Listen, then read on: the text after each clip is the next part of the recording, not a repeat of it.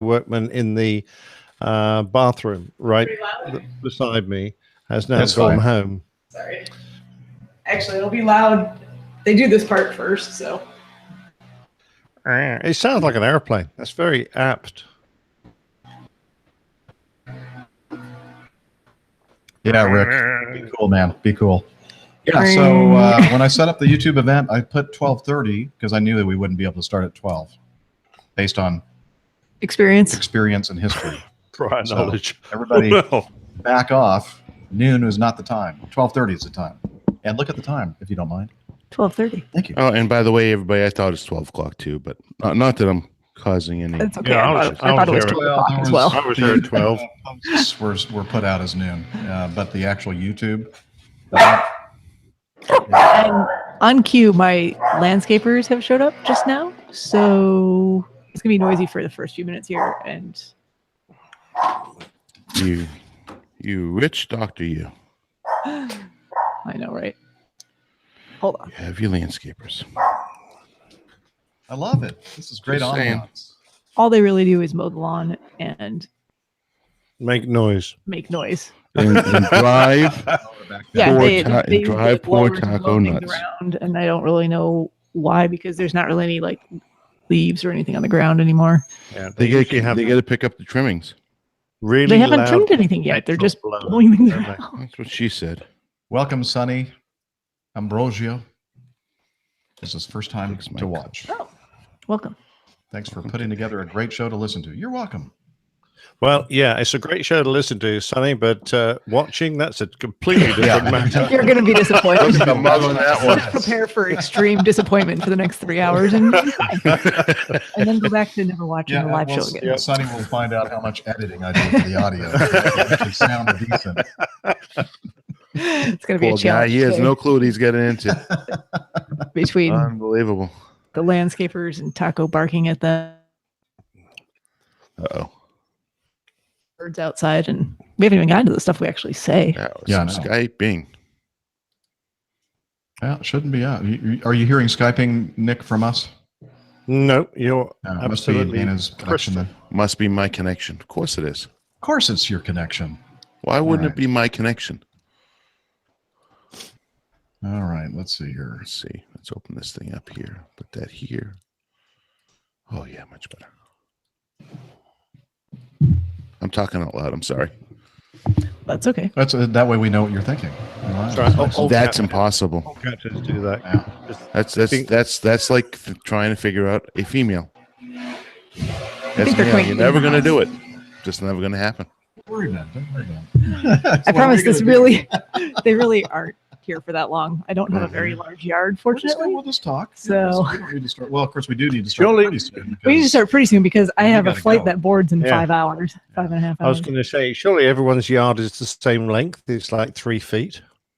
No, we're not in England. I've got a 1/4 acre. That's actually mine. No, a yard isn't a 1/4 acre. A yard is 3 feet or 36 inches. So I gotcha. Yard. You moved on to. How about the garden? How's your garden? How about I don't have a garden. The guy with the big blower He's on the deck. On the deck right now. And Taco. I was going to say my garden's fine, not quite as noisy as yours. Ray, why should I be careful? Ray just said I have to be careful. He's got a contract out on you, I think. You know what? I would not blame you one bit. If we've got to wait for the blower, I'm going to get an idea. This seemed like such a good idea a couple weeks ago. See, now, if we had started at noon. Well, this would not have been good. We would have had to take it a break. Yeah, no, my flight boards in 4 hours and something. 4 hours and 51 minutes. We'll just, good. So what's our hard cutoff? 3? No, I need to leave. No, I need to leave here at 4:15. Everything set up? Everything is ready to go. Okay. I kind of. Just packed.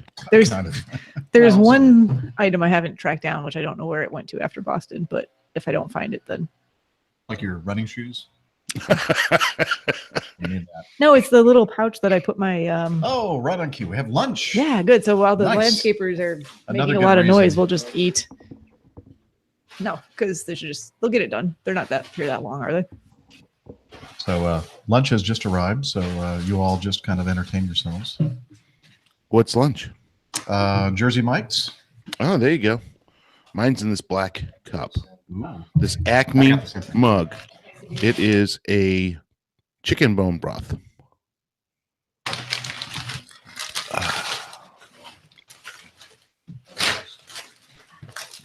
I had my blood work done today. How was it? Bloody?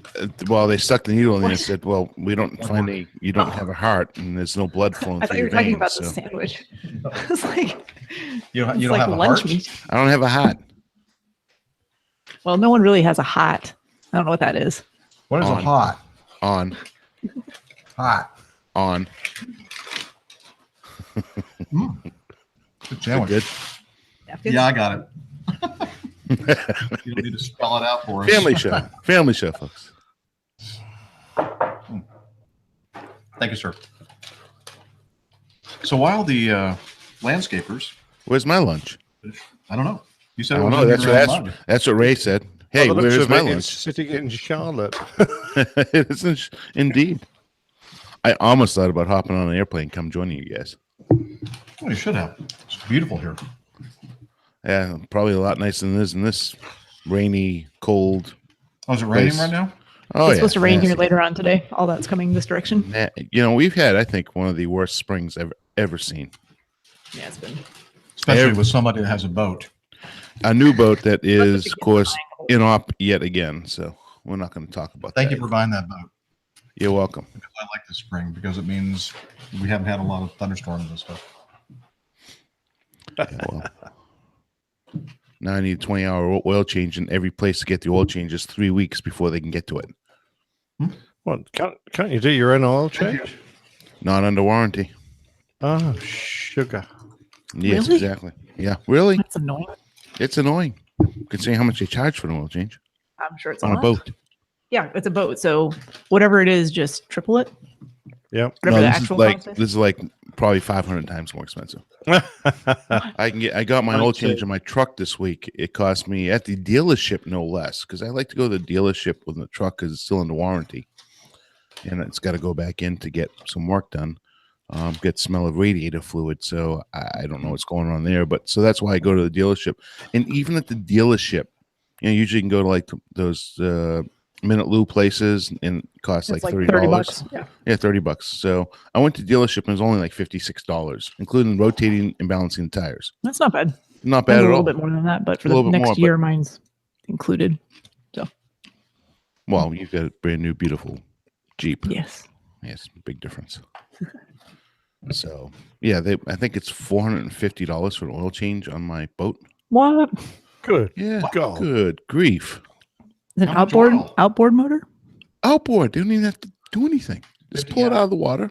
Drain the Mike oil. says boat stands for bail out another 1,000. Exactly. As long as And the a missus is 3-week happy and lease? she's happy, I just Okay. get all the grief.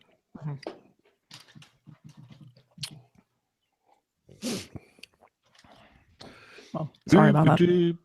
I'm just watching you two stuff your faces. This I'm is so hungry right good. now. This is very entertaining.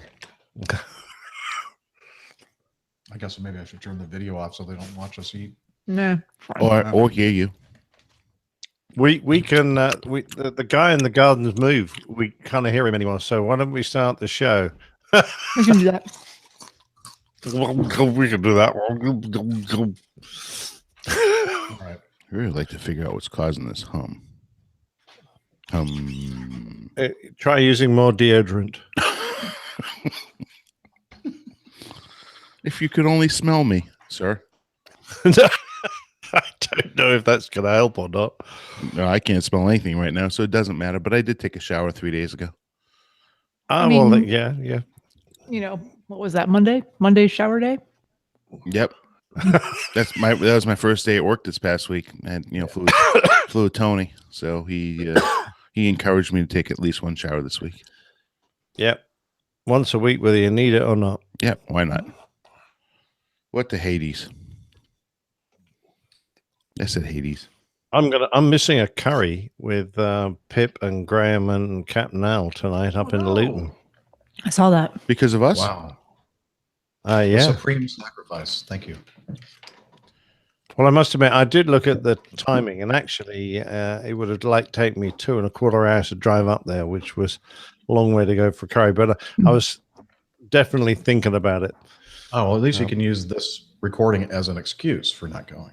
That is true. Yes. Okay. All right. And I couldn't have drunk either because I'd have had to drive home.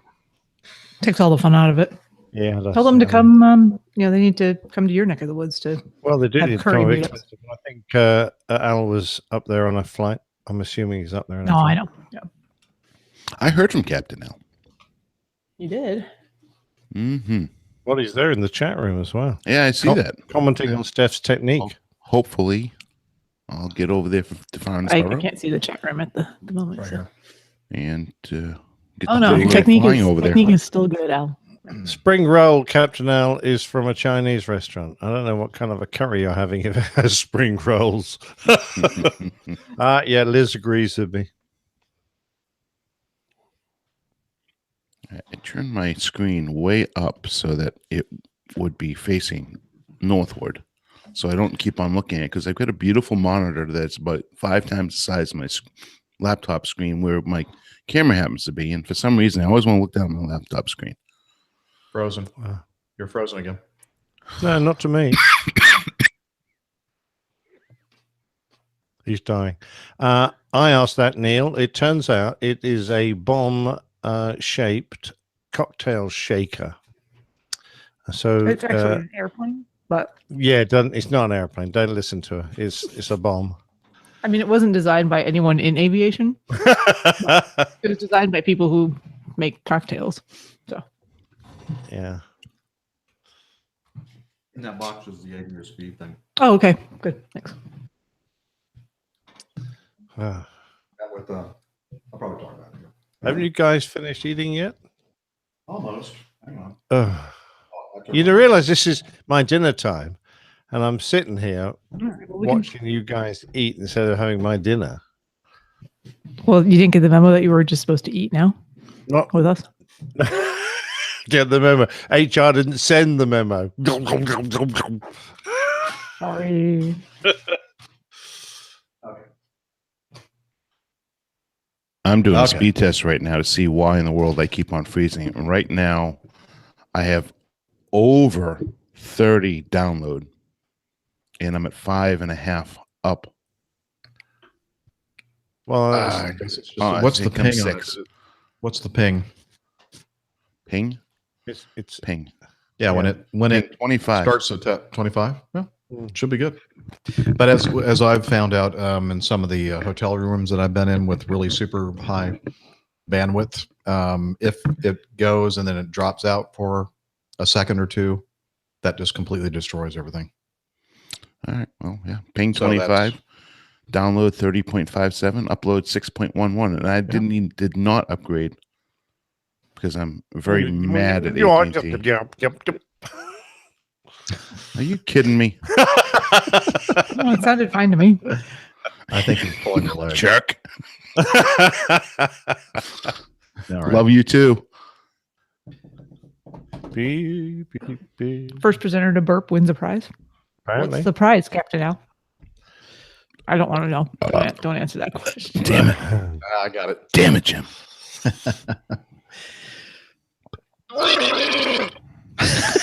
What in the hell? What's that? That was a beer burp.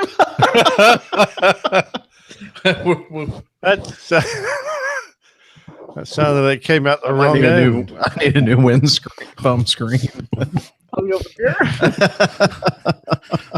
Thank God you have a doctor in the room because whatever the hell wasn't natural. Steph's about to Hey, sorry. the mouth to come out. Choking. Oh man. I'm glad I don't have beer on my computer right now. And what a beautiful clock it is. It was. No, I prefer Siemens. So I am sad that I missed that conversation last week about Southwest. In the rain. I just sing in the rain. Okay. So Liz says I'm a bit fuzzy still. I'll drink some more and it won't be so fuzzy. Or drink less. Okay, here we go. No, the more I drink, the better looking I become. Oh, you. Oh, No, yes. no, they Very- drink. very The true. more they drink, the better looking I become.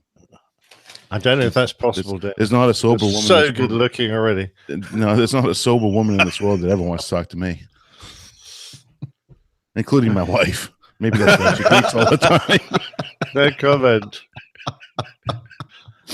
Wait a minute. And yet- That deserves. Hang on.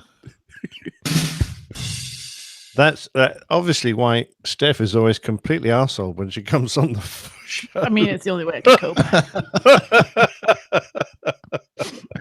The key to a good relationship: Hmm. There you go. alcohol. Alcohol. You want some good advice here from the APG Not show? on If you're this looking for show. a relationship, Go to a you come to the different wrong show. place. Okay. I think we're ready. Hey, what happened to the stuff? Stuff? What's stuff? Yeah, the stuff. Never What mind. I stuff? see it now. Jeff is cut off from alcohol I already. only had He's had like a quarter of a beer. not even a quarter of a beer. And it's noontime. Well, at least it's 12:46 here. At least it's Yeah. afternoon. You guys, I think, started drinking before the clock struck noon. I think we actually cracked the beers open Right about before noon. Yeah, Or like right, yeah, a couple maybe minutes 5 to. before. Whatever. I'm I think we're getting pretty much extremely full. jealous. I haven't had Okay. anything to drink. Let's do the In weeks. clapperoo. All right. I'll start recording in a minute. Yeah, recording. Start your recorders, gentlemen. Gentlemen, Start your recorders. How I am recording. about you, Dana? You recording? Yeah. Before I give up my lung, left one or right one. Oh yeah, of course. You know me. I'm usually the first one to be recording. Not this time though. Okay. What? You get extra credit for that. Yes. Thank gold, you. Never. Gold star. Right Gold on your star. forehead. Never. Okay. 3, 2, 1. Five. Oh, ours is. Steph's and mine were exactly at the same time. Well, because about- you're right next to each Talk other. about clapping, by the way. Don't Yeah. get any ideas. Okay. Is that why so you're I'm both smiling so much? I get it. I'm still recovering from choking after whatever that was. That Sorry. It certainly wasn't a choker. I can assure you that. You want me to put the chat room up there? Would that be better for you? I don't care. Wherever you want it. Because I can do that. So let me do it. Here we go. Airline toilet guy. Good one, Andy. Yeah, good one, Andy. Good one. The camera here is shaking too much. Sorry. That's because Yeah. it's on a table that's quite old. Because Taco is the cameraman. It's because Steph is in the presence of greatness. Who's here? I know. There's someone behind us that we can't see. Oh, Taco. Taco. Okay. Gotcha. Taco gave up and he went I to do more love sensible that things. puppy. Love that puppy. He's great. Yeah. Okay. Yeah. Oh, when you're gone, Mhm. you may come back and he may be kidnapped. Uh-oh. Look out, Taco. Watch out, Taco. I'm coming to get you. All right. Y'all Pretty ready? boy. Ready? Might as well just get this thing rolling. It's not going to get any better. No. If we No. wait any longer, it's not going to really. I was in a bad mood until I showed up here. Now I'm in a good mood. Yay. Excellent. Okay. Quiet on the set. WAPG. It's the airline pilot guy. Airline Pilot Guy, episode 321. Yeah, he's up in the sky. It's the airline pilot guy. Hello, and welcome to the Airline Pilot Guy show. Damn it. Why, are we Blah, on blah, a different blah, show blah. today? Blah, blah, blah, blah. We're not the Airline Pilot Guy. I'm on the wrong show. I gotta Sorry, get it guys. out. I've Just got to gotta go get and it out of find the my Airline Pilot Guy show. He's up in the sky. Shut up. I'm sorry. I wasn't talking to anybody that was on the Hangout. I was talking to my software. But it wasn't the software's fault. It was my fault. WAPG. It's the Airline Pilot Guy. Airline Pilot Guy, episode 321. Yeah, he's up in the sky. It's the Airline Pilot Guy. Hello, you're listening to the Airline Pilot Guy Show, the view from our side of the cockpit door. I'm Captain Jeff, your host, broadcasting live from the APG Lakeside Cottage in beautiful Tega Cay, South Carolina.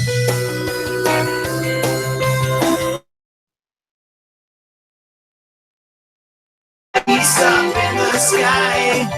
It's the Airline Pilot Guy. Get your ride and it's flying by. With the Airline Pilot Guy.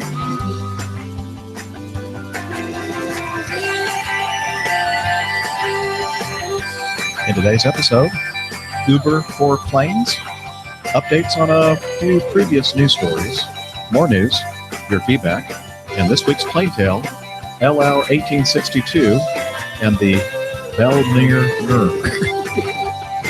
or something like that. So get all settled in. Tray tables and seatbacks in their upright and locked positions. Electronic devices powered on. Flight 321 is ready for pushback. Yes, I nailed it. Right on. Welcome to the poor Airline Dutch Pilot Guy Show. I'm Captain Jeff, believe it or not, a captain for a major U.S. legacy carrier. I know it's hard to believe. And joining me today is a young lady sitting right next to me. Here's her theme song. Doctor? She's a doctor Doctor? Doctor? Doctor? Doctor. Doctor? and a marathon runner, a skydiver, strength training junkie, IPA connoisseur, and commercial multi-engine instrument rated pilot, Dr. Steph. Hey, Captain Jeff. Good to see you in person. Yeah, Here. good to see you as well. We're in your beautiful lakeside cottage. We are. And the landscapers, I think, have left. So hopefully no more noise interruptions for the rest of the show. Unless they hear me eating the rest of my sandwich over here. And also joining us from across the pond in his beautiful country estate outside of London, professional photographer, former RAF, RAAF fighter pilot, and currently a captain for an international airline based in London, Captain Nick. Hello, mine host and the lovely Dr. Steph. Hi from the United Kingdom. Great to be with you again. And last, but certainly not least, from his stately mansion on the north side of Atlanta, barbecue connoisseur, motorcycle riding pilot for a major U.S. legacy carrier, soon to be Captain Dana Colton. Well, hello, everybody. Great to be back yet for another episode. Great to see the co-host of the day, which are all of us for change. It's a great thing, and they're looking forward to another great show. Away we go. Away we go. All right. So, if you're Sorry. yes, but we are an aviation podcast, and we're always striving for accuracy. About 50%. 50% is our goal. Yes. Yeah, and we usually come We in get pretty close. Yeah. So anyway, we're here. We have fun. We talk about news items that have occurred in the last week in aviation, and we tackle your great feedback. So you'll probably wonder why I'm here in Stephanie's beautiful house. Why are you here? I don't know. Okay. I'm a stalker. I came home from, running errands this morning, and he was here and he'd set up and he said, we're doing a show. I said, okay. Yeah. Well, I'm here because I'm on the way to my hello. My Is that your daughter girlfriend? goes. Yes, my daughter goes to school at Elon University, just up the road on the other side of Greensboro, North Carolina. And this weekend is an event that. Oh, look! There's a deer out there in your yard. Wow! That Oh, is dear. amazing. Oh dear! Oh, dear. Wow! How did she? Did she hear the deer or did she see the deer? No, Taco.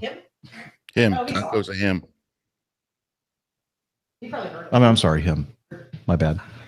I have a dog that's a female, and I just default to that. I'm sorry. Yeah, so this deer right out the window, literally within about 10 feet of the front door of Steph's house, there's a deer eating something. What is the deer eating?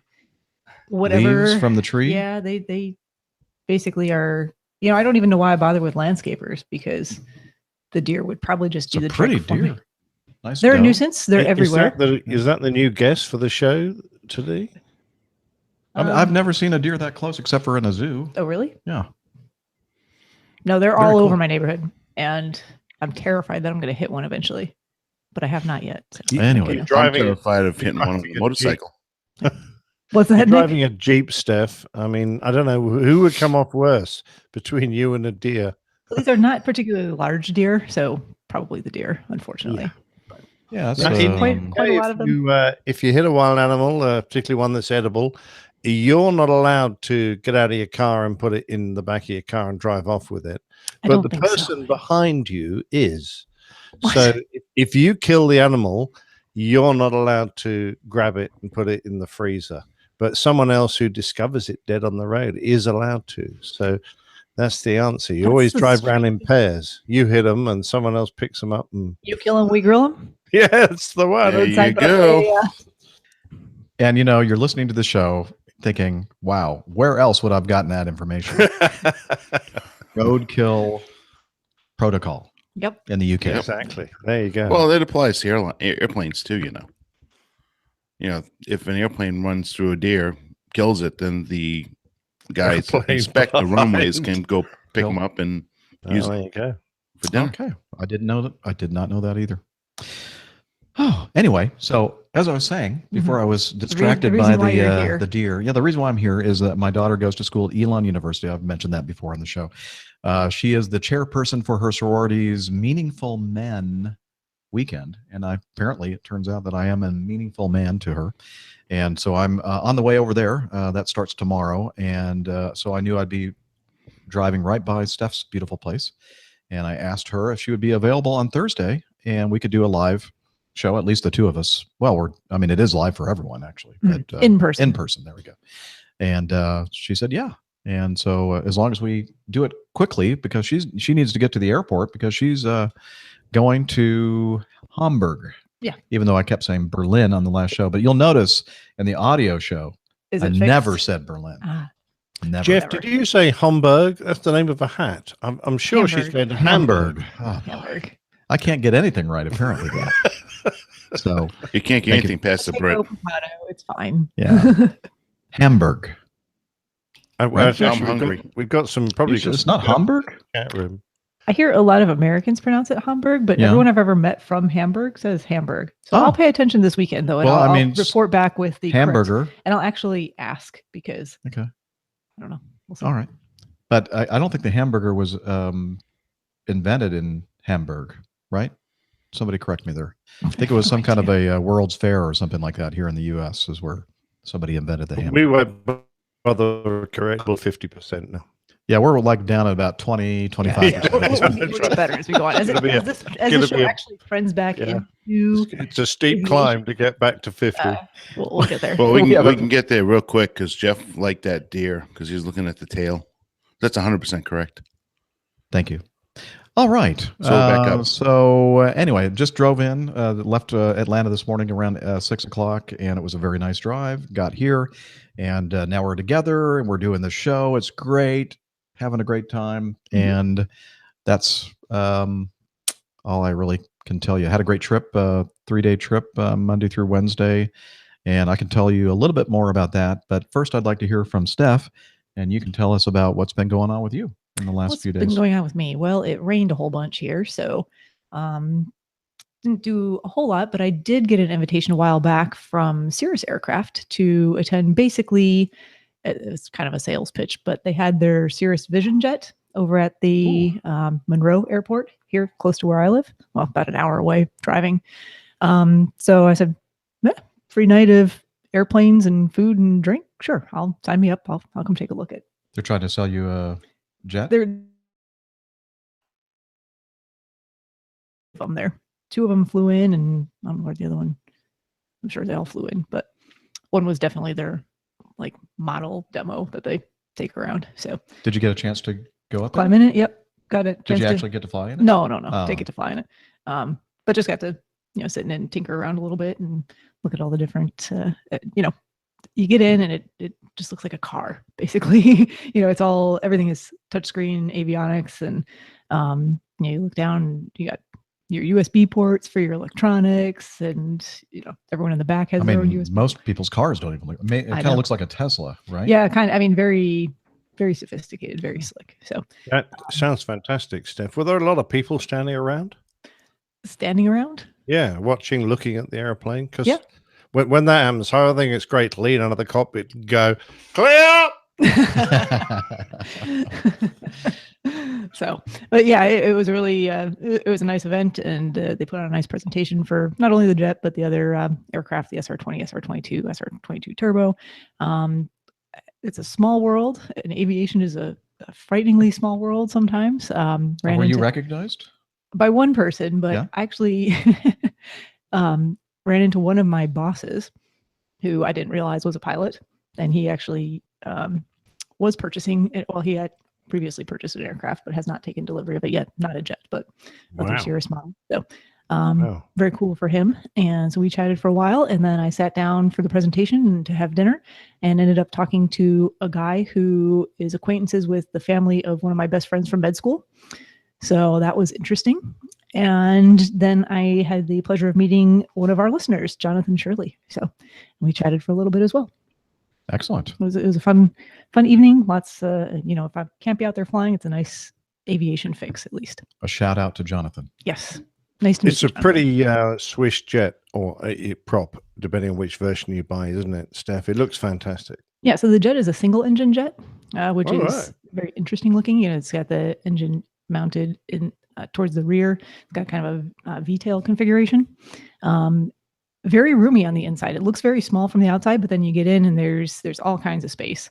Pretty I comfortable. Would wasn't seat in it. 5 adults. Even with you in it, it would still be I don't know very about roomy. that. 5 adults and 2 very, very small people, presumably children, in the back. What was the name of that car that was made by AMC? It was like a big bulbous looking. You know what I'm talking about? Maybe it was before your time. I'm not sure. Do you know what I'm talking about, Dana? AMC made a American Motor Company. Never heard Somebody of help me in the chat room. They make It reminds me it. of Micah that might kind be of, able to come up with that one. yeah. Pacer. I think you're thinking of the Jetsons again, aren't you? Well, the Jetsons, yeah, that's another thing that it reminds me of. Pacer. Everybody's saying Is it Pacer. a Pacer? Okay, thank you. AMC Pacer. Kind of reminds me of that. Kind of big and you don't Yeah, remember it's kind the of. Pacer? No, you were not even born, probably. Oh. Neither was I. Does the Yeah. Pacer fly? Why are we talking about it? No, No, just the just because of the shape design. of the thing. Design. Yeah. Yeah, it's very Oh, very okay. bubble shaped. Bubbly. Bubble shaped. Well, Yeah. like your cocktail shaker back there. Exactly. Yeah, kind of like that. So Cool. All right. Well, that's interesting. Yeah, it was fun. Did you get Thanks. any flying in at all? No. No. The weather's Not not. like that's been that long since we've done the last show. But, No, it's you know, not. So weather's I been probably kinda crappy. I had plenty of opportunity this past weekend, but I tackled some household renovations that I've been putting off for a while. So yeah, I can verify priorities. that. There, I see painting Yes, supplies and equipment all quite a over the bit of place. painting upstairs. So that took, you think, oh, I'll just do, I'll paint one room. It'll take just a couple hours. It'll be fine. No, 2-day event, Nah, it always and I'm takes still longer. not really finished. So Nice. Captain Nick, how have you been, sir? I've been fine, thank you very much. Still not flying, just on this period where I'm just sitting around waiting for 2 months to elapse before I carry on with my flying career. So, but I've been keeping myself very busy. A lot been going on. We've got a bathroom renovation happening because we know you guys are coming over to my place for Farnborough, and Jilly was so embarrassed with the state of our bathroom last time you visited. She said we're going to have to do something about that. So Thank know. goodness for that. Yeah, I mean, right. I wasn't thinking. I was thinking about staying somewhere else actually because it was just so Yeah, horrible. well, Me it's too. like 20 years bringing up kids. Your family bathroom starts off looking brilliant and turns into something that is decidedly tired. So that's I should- in I should progress. state for the record that No, Neither it was of very us nice. Yeah, it was had that impression at Well, all. We were Not going to have one of those it was electronic very nice shower accommodations.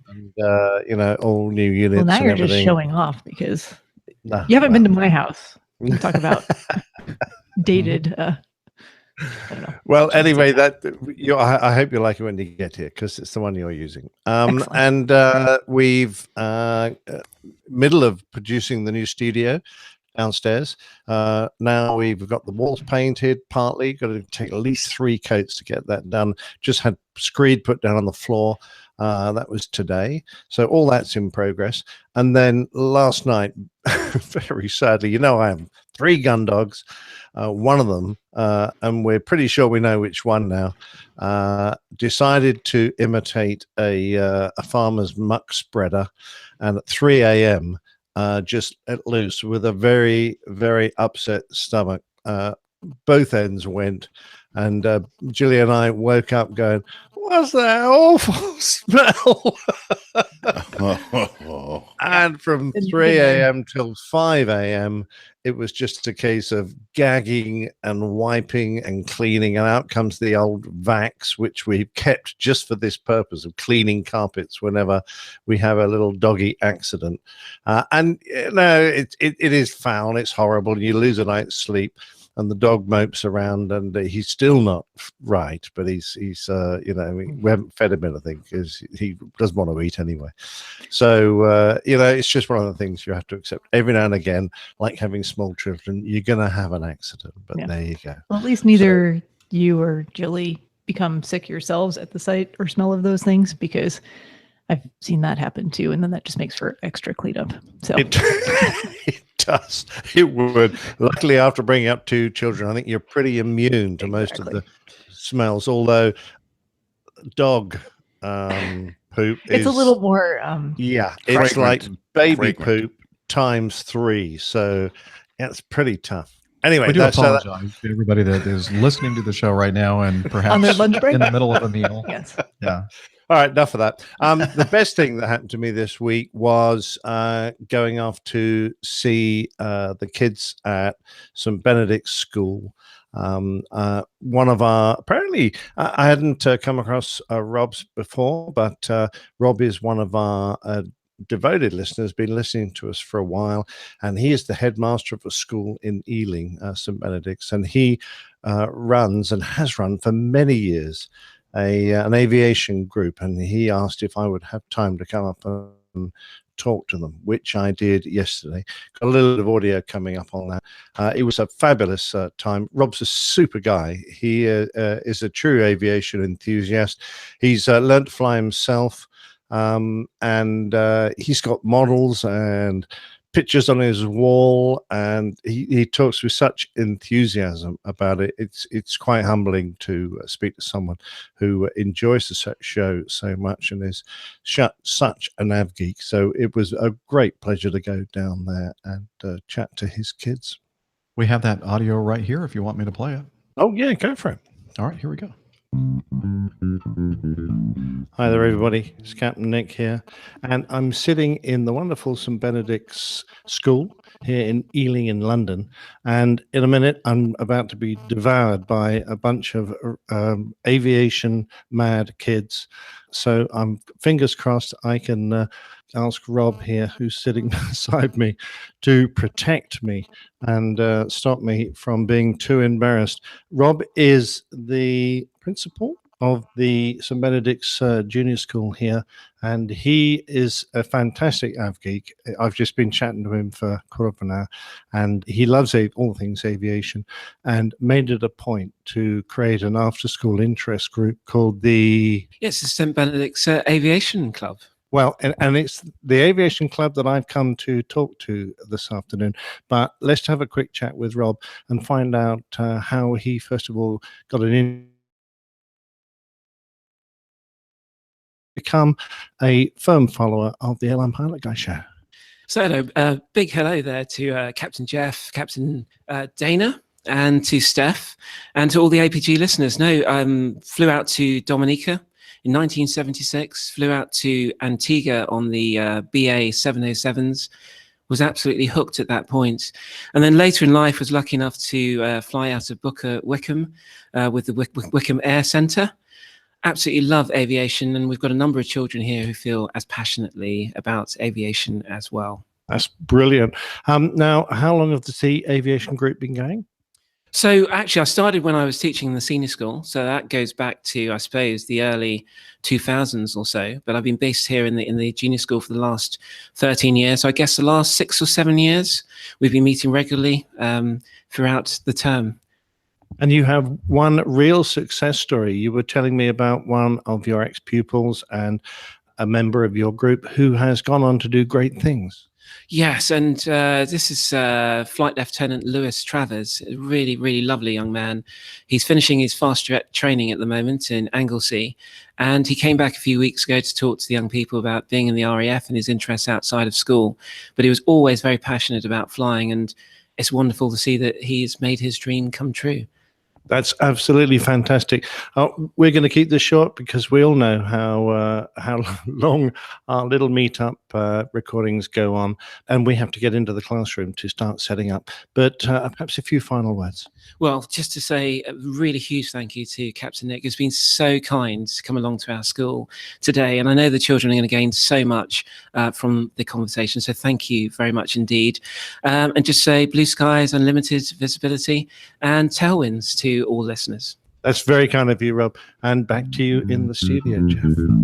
Well, thank you, Captain Nick, and thank you, Rob, for hosting Captain Nick and being it was lovely. I've got a lovely bottle of single malt whiskey down as a thank you there downstairs, which I shall enjoy, Rob. Thank you for that. But you know what? It's guys like Rob who enthuse young people, and that is going to create the kernel of the future pilots that will make our industry great. So I really take my hat off to him. He's been doing it now for well over 10 years at his school, and you know, he's obviously absolutely enamored with the idea of getting these youngsters interested in aviation, and we just need more Robs in this world, that's for sure. Yes, I agree. Absolutely. All right, Dana, anything new with you? Well, yeah, I had a very exciting week at work. Got to fly my second to last trip with Cap. Yeah, it's just a big pause. Had a very exciting. It's because I'm for some last reason trip. you guys are freezing. So are you? That's crazy. Whatever. Oh, you'll have the audio recording. I'll send it to you just in case. Yeah. But anyways, my last second to last trip with. Let me can hear it. Anyways, so it was reroute God's strike again, and we ended up with the taxiing out and just about to take off, and did the takeoff warning check, which is when you advance the throttles just before you take the runway to make sure that you're not getting any takeoff warnings. For example, the flaps and slats and the auto brake system, the auto spoiler system, all are in the proper positions. And when you're advancing, you shouldn't hear anything. Well, when he advanced it, I noticed that on our overhead annunciator panel, which is the panel that gives us any warning messages, the left outboard anti-skid fail message came up. So we had to taxi clear the runway. I did the quick procedure that I knew that would hopefully clear it, and that's just to off and then arm the auto brakes. That did not work. We ran the procedure. Oh, you got to go outside and kick it. Yeah, well, you know what? I was there. I was thinking, you know, I could take the wrench that the TS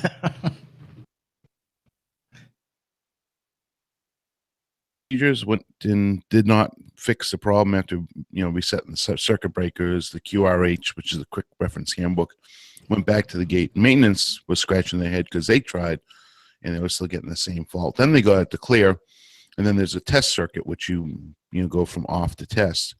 And you hit the test and test all the circuits. Well, none of the messages were coming up. Maintenance is ready to sign it off, and I said, no, none of the messages are coming up when you go on the test. So they took a further look at it and realized that is the correct answer, and they had to ground the airplane. We then deplaned everybody.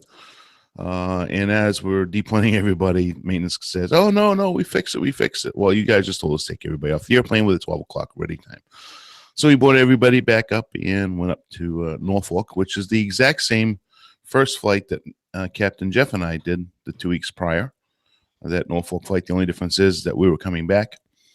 And on the way back, I had a fellow Acme pilot that actually listens to the show. There's at least one person out there that listens to the show. Hate to burst everybody's bubble. But so anyways, Acme pilot, and he listens to the show and was really excited when he looked up to see that I was the first officer flying. So we had a very nice conversation coming back, and you have some audio that I recorded as well. All right. Let's listen to that right now. It's First Officer Dana. And we had a special APG guest that rode in the flight deck with me that is a avid listener, and he has been listening to the show for a while now. And he has a few things to say about his enjoyment that he just had on the flight deck with us. My buddy Tony and I, second to last trip I'm flying ever as a captain, as a first officer before I upgrade to captain. So here it goes. Nathan, go ahead and say hello. Hey, everybody at APG. This is Nathan. I just had the honor to board a Acme flight and ride the jump seat on the lovely Mad Dog. And when I got up to the cockpit, I saw Dana sitting up there at the controls. So I was really excited to get to ride with the famous Dana from the APG podcast, which I've been listening to since last fall when I found out about it from a fellow line pilot here at Acme. I love the show. I've learned a ton by listening to it. Love listening to Captain Jeff and Nick and Dr. Steph and soon to be Captain Dana. So it's really an honor and a pleasure to get to watch Dana fly down here from Norfolk. Did an outstanding job with his fellow Captain Tony, and look forward to seeing him on the line with his 4 stripes on his uniform soon. So thanks again for the great show, everybody. All right, thank you very much, Nathan. Thank you for coming and fly with us and have a good time with us. And thank you for continuing to listen, because without the listeners like yourself, then we don't have a show. So appreciate it. And to the rest of the community, have a great day. Bye-bye. Cheers, Nathan. Yeah, it was great to have him. He was I don't want to give it away what he was doing, but they're doing that at the company right now, doing some checks. So Some anyways, observation flights. Yeah, we weren't going to give it away. Secret squirrel. Yeah, so he commented on the fact that we identified a lot of threats. So it made Tony and I That you were well below standards. well below standards, well below that 50% threshold. So so we ended up having a domicile layover after that. That was actually my 5th or 6th take on that, because I kept on having technical issues. First, the second or third recording was actually the best one. But anyways, finished up the trip yesterday, and I actually went to the flight station and purchased my upcoming uniform requirements, which was a new captain's hat. So that was quite exciting. Yay! So I now have it, and We're Patriots. I will not don it until the actual day comes, and I start training a week from this coming Saturday. So I'm getting ready for that, spooled up. And I think Tony, not that he listens to the show, but we had a long heart-to-heart because there was some pretty disturbing news that came out in the last week or so that kind of ruined my excitement. But he kicked me back in line. So that's all I'm going to say on that. And looking forward to my last trip, which is everybody that listens to the show regularly knows and has heard him before. My final trip will be with Gary Donato, and that starts this coming Sunday morning, and it's a 3-day trip. So I'm really looking forward to that. And a lot of ways not looking forward to it, because it's my last trip as a first officer. Wow. That's it's kind of hitting home now. It really is. So yeah, that's all I have to say. That's a shame you had to fly with Gary too on your last trip. Huh? I know it's going to be terrible. I mean, hopefully have enough bail money with me. Oh, Well, hey, well deserved. Enjoy that last trip. Yeah. Looking Hey, forward to Nate, it. Can you take some pictures of you by the airplane for us? Me by the airplane. Sure. Yeah, your last trip was an FO. We're great to have them. Yeah, I can certainly do that. I have probably could tweet out a couple photos of Tony and I together the last trip, and All right. I'm just terrible with Memories. all that stuff. Oh. I know, and you know what? I'm the biggest sap in the world. I mean, I cry. I'll be honest, I cry. I mean, I'm a real man that admits Every it. leg, actually. Every leg. It was very upsetting to fly with Jeff the last time, and Tony was very upsetting as well. But I mean, like 3 years ago when I flew with him, he cries every leg too. Oh, stop it! Nothing's changed. That's because my landings are always so beautiful. It just puts a Yes. tear to my Touches eye. you. Oh, by the way, this last trip, I greased on every darn single landing. I'm thinking, now I get into this nice, No, good landing, no right? pressure. No pressure. Yeah, no pressure. That's probably true. Yeah, we've only Oh, got your word for that, you know. Yeah, I know. Yeah, I know. I've seen the truth. Actually, Yeah. I have witnessed the truth. There's no I'm getting around assuming- that now. I'm assuming you mean that in a positive way. Of course. Okay, good. I've seen my chiropractor 3 times since that Columbus The event. bill's in the mail for you. I told I mean, you, he did HR, clear it with HR. And that meeting that it's- we had regarding that guy right there. Yes. Yeah. Yeah. Okay, he's out. Exactly. So. That's the final straw. On this last trip, I forgot to mention, I did, on the first day, we were in Greensboro and I ended up renting a car, driving over to Elon and having a nice meal, Indian cuisine with my daughter. Really good restaurant too. And what is it called? Brunswick, I guess, is the bigger town where Elon is. And great Indian food. And the next day ended up in Providence, Rhode Island, and met up with Scott Chuplis. I think that's the way you pronounce his name. Here, let me just make sure here. I was supposed to be with you on that trip originally. I know. Let me see. Probably something I should have done before I started the show. Oh, and I forgot something. Chad. While you're looking for that, Chad. Oh, it's Sean. Idiot. What? I'm an idiot? Sean, if you're watching the video, you won't hear this in the audio, that's for sure. Sean Chuplis, yes.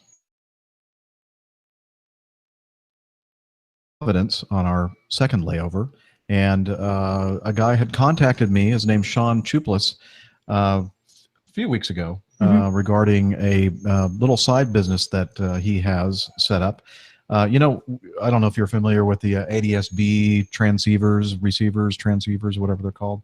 One of the most famous ones or common ones out there, I think, is made by Sonny's. Is it Sonny's? Not Sonny. Sporty's. God. Sporty's Aviation. And it's called the Stratus. And it's expensive. It's like $1,000 little unit, but it's like a little attitude heading reference system and an ADS-B thing all wrapped up in one thing. And apparently there is a project out there, an open source kind of thing using a Raspberry Pi motherboard and enclosures and antennas and that kind of thing. And the software is out there, and it's called Stratux, I think, Stratux, I believe, and that's the open source version of what the Stratus does as a commercial option, and for about a quarter of the price, you can actually even less than that if you buy all the stuff on your own and make your own ADS-B AHRS compatible device. But Sean has a little side business called Crew Dog Electronics, where he makes these things and puts them all together for you using that open source software. Again, the Stratux open source software. And so he ended up sending a unit, a kind of a kit. Actually, it was all put together, and it was like a combo kit. And he asked if, actually, before he sent it, he said, could you mind if I send this to you and you can use it? And I said, well, I can't really do that at my airline, but I do know somebody sitting right next to me here who is a general aviation pilot who would love to be able to be happy to test it out and give it a try. And next time I go up, I'll take it and see Yeah. how it goes. So he saw that I was going to be in Providence, and he is at the Naval War College in Newport, Rhode Island. And he said, "Hey, if you want, let's get together for a beer or lunch or something." And so he picked me up from the hotel, and we had lunch. Went to a nice little pho place. Pho, ga.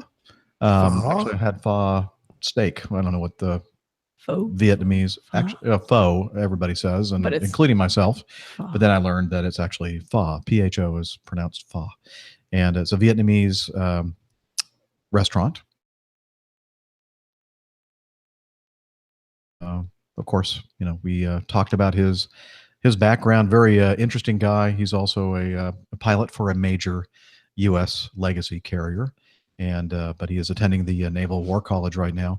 And I forgot to record some audio, but anyway, I'm sure we're going to be talking to Sean in the future, perhaps after you have a chance to test the unit. We'll have Sean on the show, and he can talk to you about it if you're a general aviation pilot out there that's looking for an affordable solution to use with your ForeFlight or iFly GPS, or there's several different EFB solutions for your iOS or Android devices. So pretty cool. So I'm looking forward to hearing what Steph thinks about it, and Looking forward to try it. Thank you very much, Sean. yeah, Sean, thanks again for picking me up and taking me to lunch. That was a lot of fun.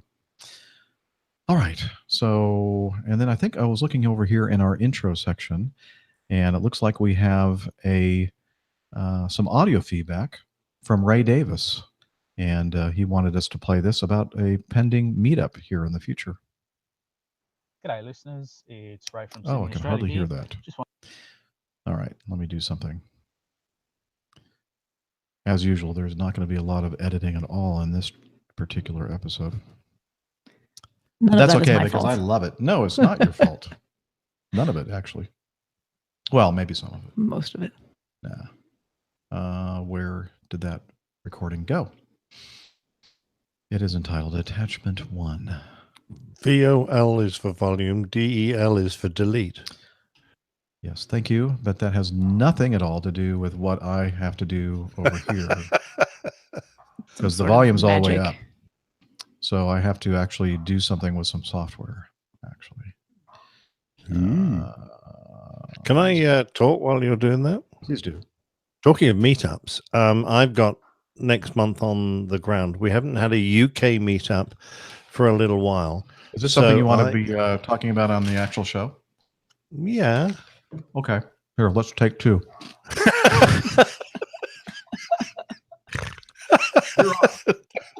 I'm on. Oh, damn. Sorry. Yeah, just something I was thinking of. It's been a while since we've had a UK meetup, and I'm stuck on the ground for a little while. I've got a month free next month. Any UK listeners who would be interested in perhaps getting together at the RAF Museum Hendon in London for a meetup one day.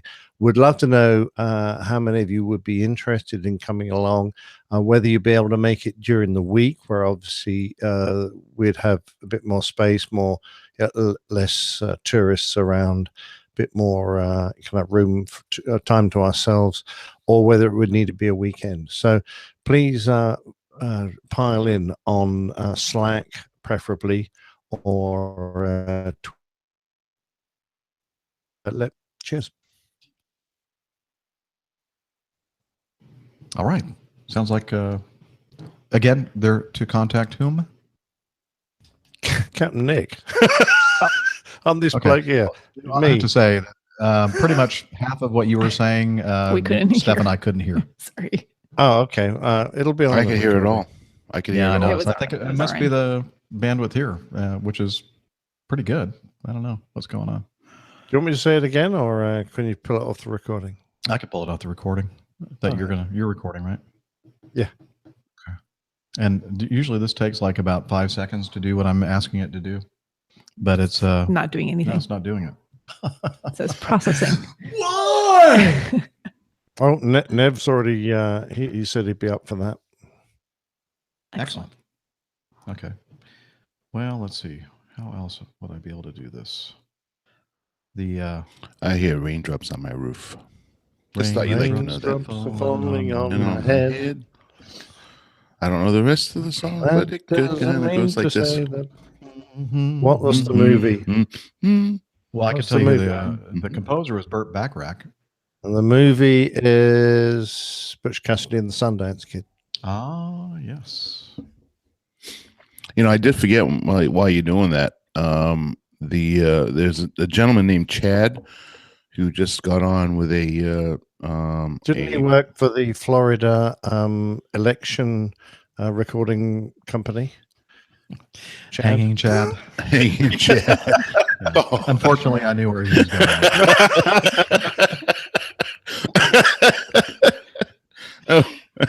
oh, poor Chad. Yeah. I've been talking with.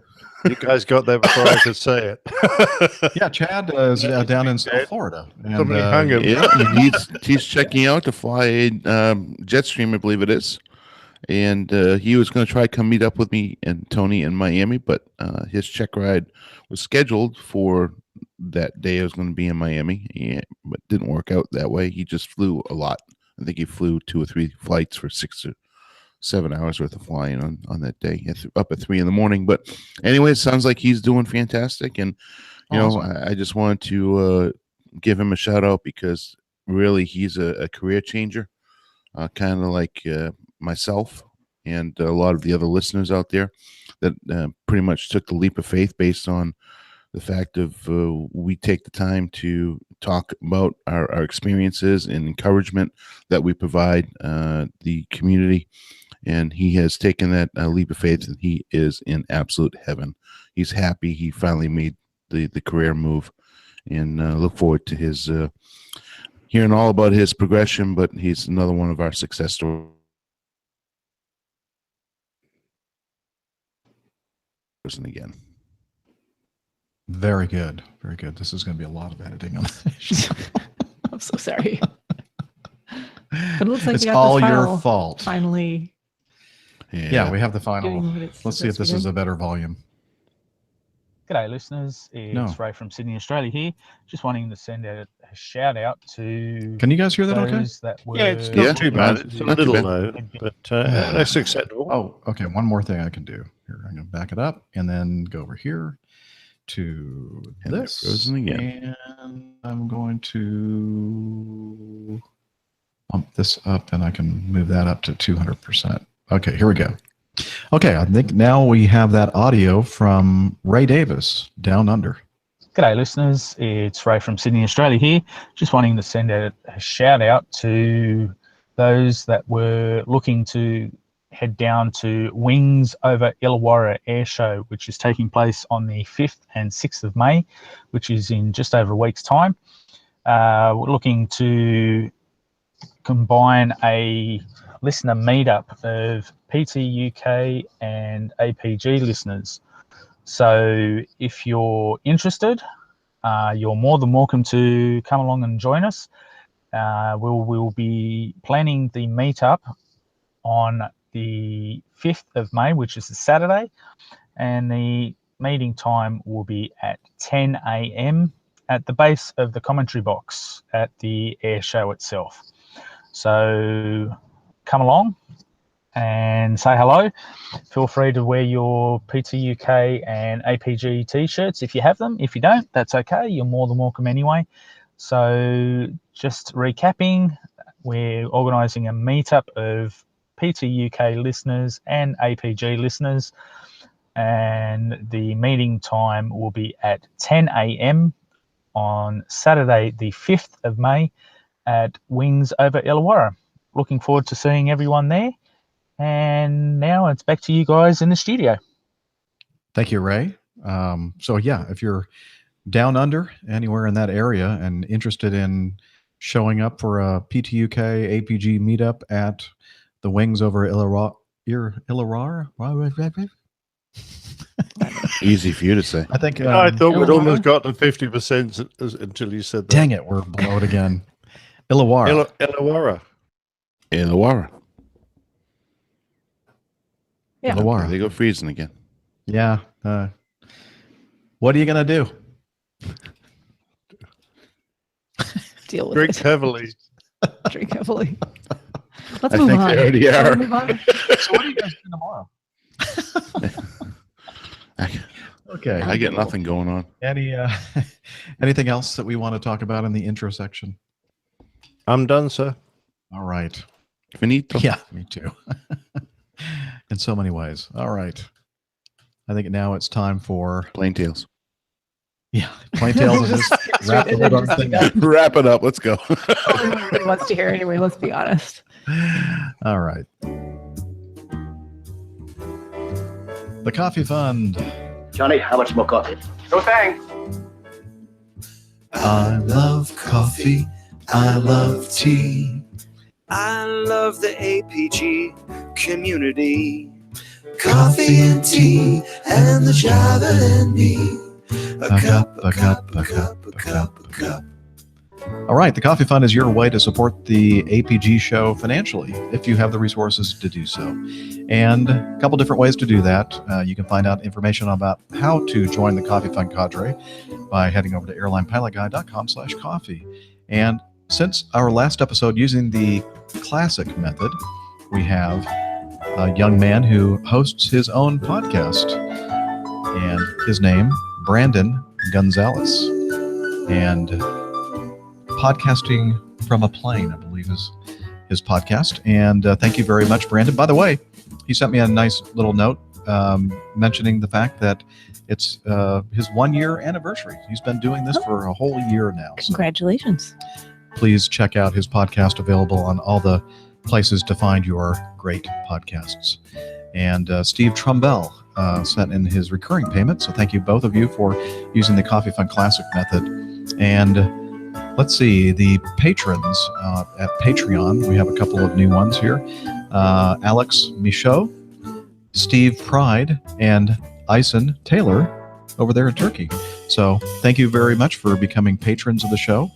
And if you are interested again in becoming part of the Coffee Fund cadre, head over to airlinepilotguy.com/coffee. And now it's time for, where is it? Right here. Stand by for news.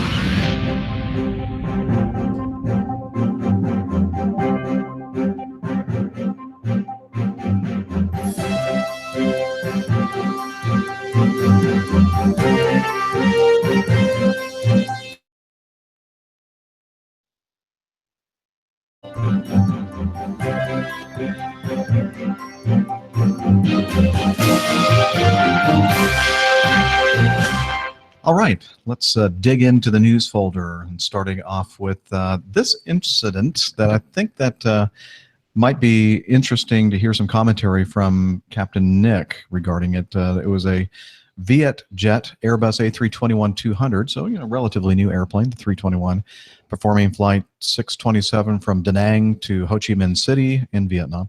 They were on initial climb out of Da Nang's runway 35 left when both engines, which were CFM 56s, I don't know what model or version of those engines are on that particular airplane. I don't know if they're the same ones that were on the Southwest, the 7B.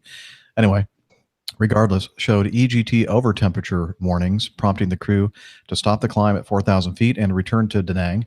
The left-hand engine stalled. The EGT over temperature indications continued. The right-hand engine stalled. Both engines continued to show EGT over temperature indications. The left-hand engine was shut down 2 minutes after the first indications. Crew received an AC essential bus fault, a DC bus 1 fault indication, and a fuel inerting system fault. The aircraft managed to land safely on Da Nang's runway 35 right about 15 minutes after departure. And let's see, this was updated on the 12th of April. So a couple of weeks ago, it said the aircraft was still on the ground in Da Nang. I would imagine it's probably not still on the ground at Da Nang. But again, this was an event that occurred a couple of weeks ago. And I thought, wow, talking about what do you do when you're in a situation like this? Both engines are showing over temperature warnings, and the compressor stalling on the right engine, and apparently enough bad stuff happening to the left engine that they had to shut it down 2 minutes after the first indication. So did you have a chance to take a look at this, Nick? Yeah, I did, Jeff, and I went back to the Herald and looked at the story in as it's there, and read some of the comments as well.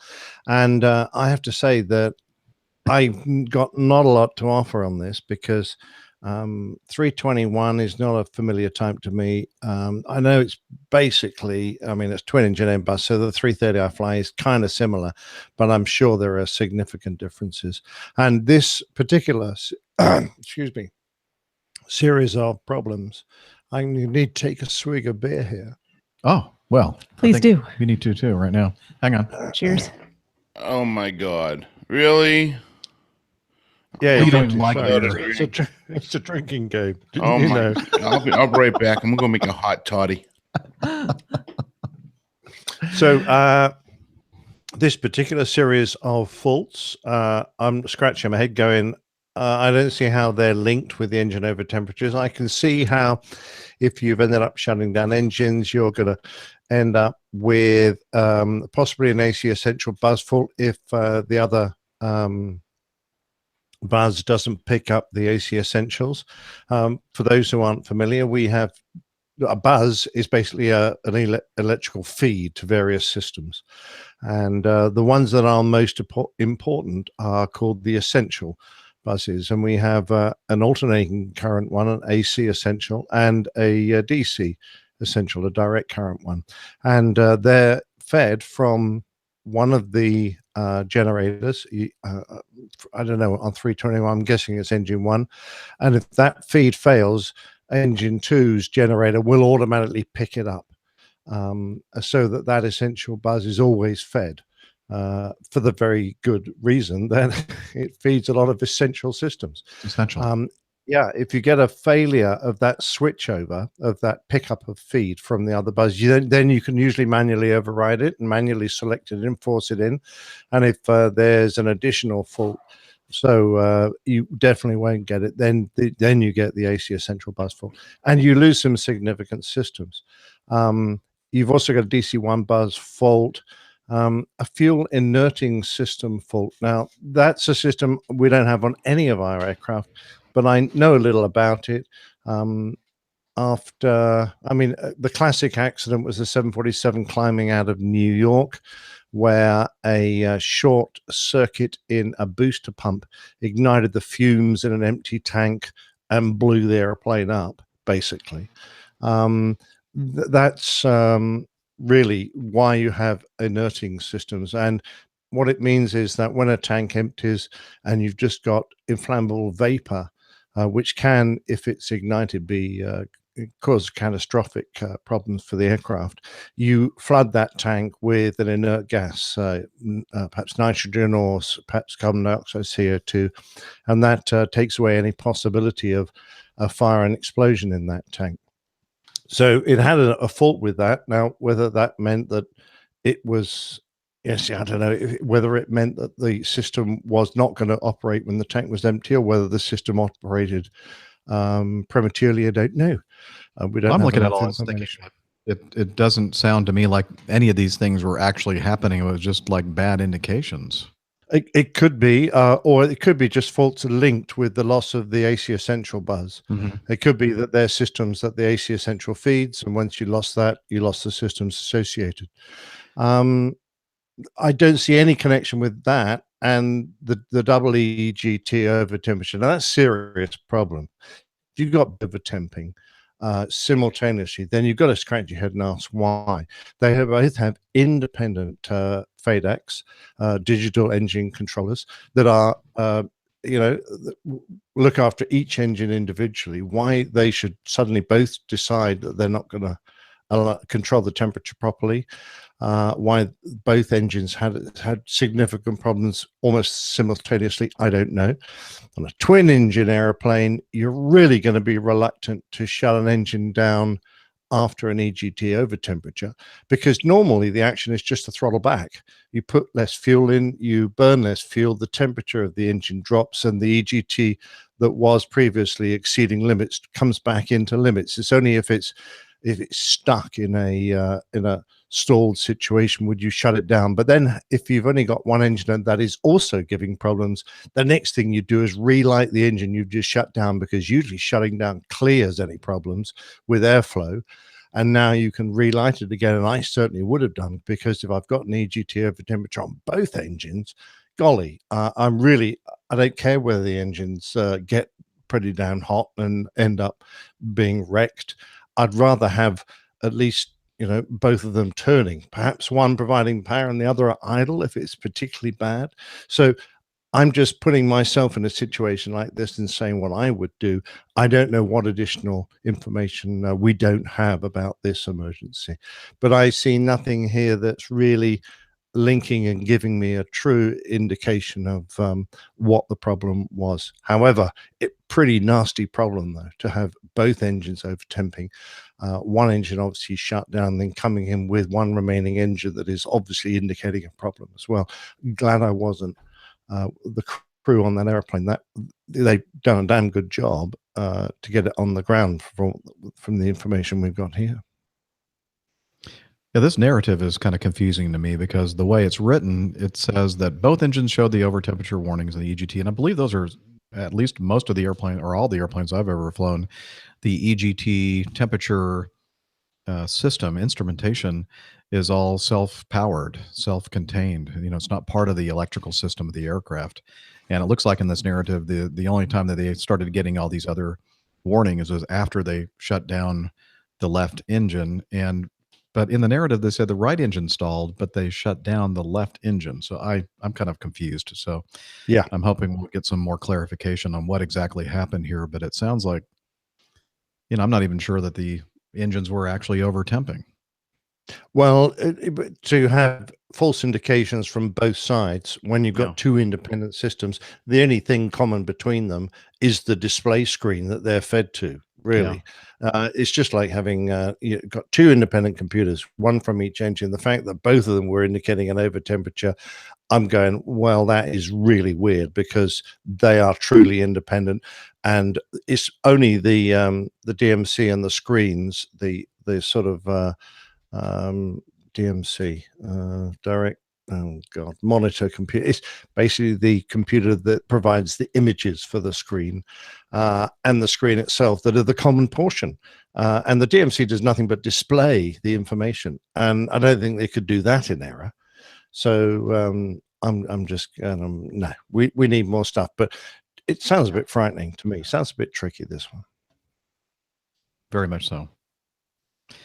All right. Well, just thought actually, Ross in England is one that sent that to us. And he said that he was reading through the Aviation Herald, and he said this story sounds crazy. Perhaps you guys would want to discuss it on the show. So, well, I wish I could have provided a deeper insight, but I also agree it's a crazy looking story. Nothing seems to indicate to me a realistic way to work out what happened.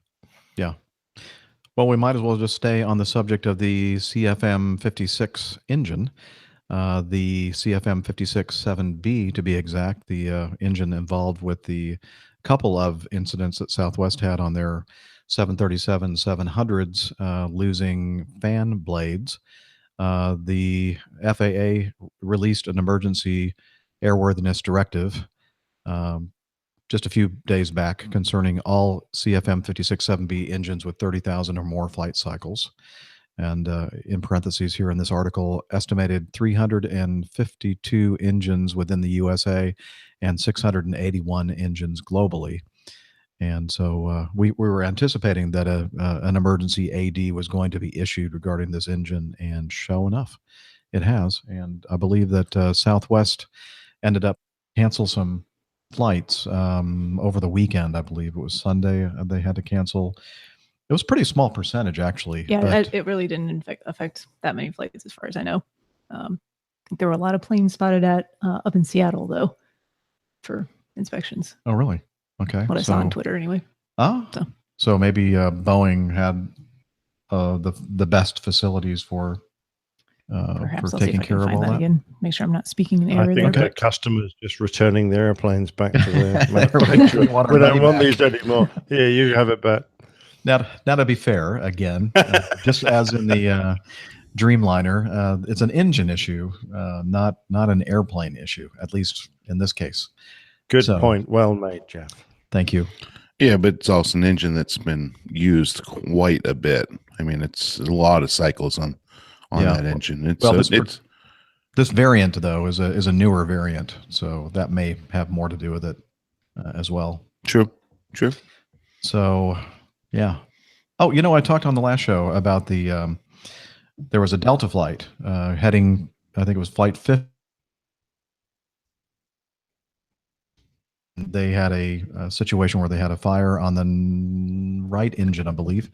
And I said that we didn't really know that much about it. In fact, at that point, it hadn't even made the Aviation Herald website. And I said something to the effect that, we could tell you more about the airplane and the engine type and everything else if we had that information from the Aviation Herald. Well, I guess Simon was listening to me. Probably not. But I guess he was waiting to get more information about this incident. But it is now on the Aviation Herald website, and it was a Airbus 330-300 that had the engine fire, and the engine was a Pratt & Whitney 4000 series engine. And I'll put a link in the show notes to the Aviation Herald article, which also has some great video, both from the inside the cabin looking at the right wing after landing and all the smoke pouring from it, and also the emergency fire vehicles approaching the airplane once it landed, and also some pretty good audio as well, which I'll play a little snippet of. And I thought that was kind of interesting. So let's have a listen. Let's have a listen. Oh, you know what I was going to do? I was going to edit this audio so that it would play like right immediately. Yeah, we're not going to do that. So there's a point in the audio which you'll have a chance to listen to. Again, link in the show notes, where the tower controller is urgently encouraging the ARFF vehicles to get on the runway as quickly as possible. And in his frustration, you can hear him saying, like, I don't care, just get on. The engine's on fire. Everybody, you're welcome to go on the runway and put the fire out. And I thought it was kind of amusing, the exchange on the radio there at Atlanta International Airport. And I do apologize for not having that all ready to go for the show here, but I'll tell you what I'll do. I'll edit that and with the appropriate audio, and you can listen to it on your own time. And I listened to the one from inside the cabin, and you can hear the passenger going, "Oh, I don't like this. I want to get off this airplane." I don't blame her. She's sitting looking right over the wing that's on fire, and there's smoke pouring from around the wing, and where the spoilers are deployed, the smoke billowing up there. So it must have been concerning for the passengers. But I just want to put people's minds at rest. When we're sitting in a situation like this on the runway and we've got a severe problem, we're usually in direct communication with the fire chief who's in the fire vehicles, who can see exactly what's going underneath the aircraft. And as he's moving up, he's probably giving a commentary to the captain explaining how severe the fire is. And we are happy to evacuate the passengers out of the aircraft, but we know if we do that, we're quite likely to injure several passengers. So in our minds, we're always trying to weigh up the severity of the fire and the danger to everyone on board, and the danger, or weigh that against the danger. Because once we say evacuate, it's out of our control, and things can happen that we don't anticipate. Whereas if the engine fire is easily brought under control by the fire trucks and the crew chief, the fire chief is telling us that, then it's much safer to leave you on board, deal with the problem, and then bring you off in slow time downstairs where you won't get injured when they're looking at a situation like this. But I urge you to listen and trust the crew's assessment of the situation. what I thought was interesting about this, Nick, was that on the previous show, we did play some of the audio from the passengers inside the cabin, and you could hear the captain getting on the PA system and basically saying what you were saying, like it's under control. We're communicating with the fire people, and they said they're going to be able to put it out. Please remain seated. This is the safest thing that we can do for you right now. But what's interesting is that the audio that you'll listen to when you go to the show notes, actually you can hear the other side. You can hear what's going on externally from in the situation, and the fact that yes, you can hear the emergency fire people talking with the airline crew and the tower people and saying, yeah, it's under control. There's not a need to evacuate, and so it's an interesting comparison. It's a different perspective. Yeah. Yeah, and don't forget, Nick hit it right on the spot. A lot of times, the safest place to be is on the aircraft. Yeah. You've got the experts outside looking at the situation and giving a play-by-play, and one doesn't have to look too far or too long ago to realize that the safest place actually is on the airplane.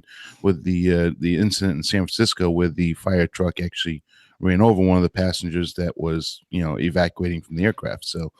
A lot of times, unless it's a necessity, staying on the aircraft is probably the safest and best choice.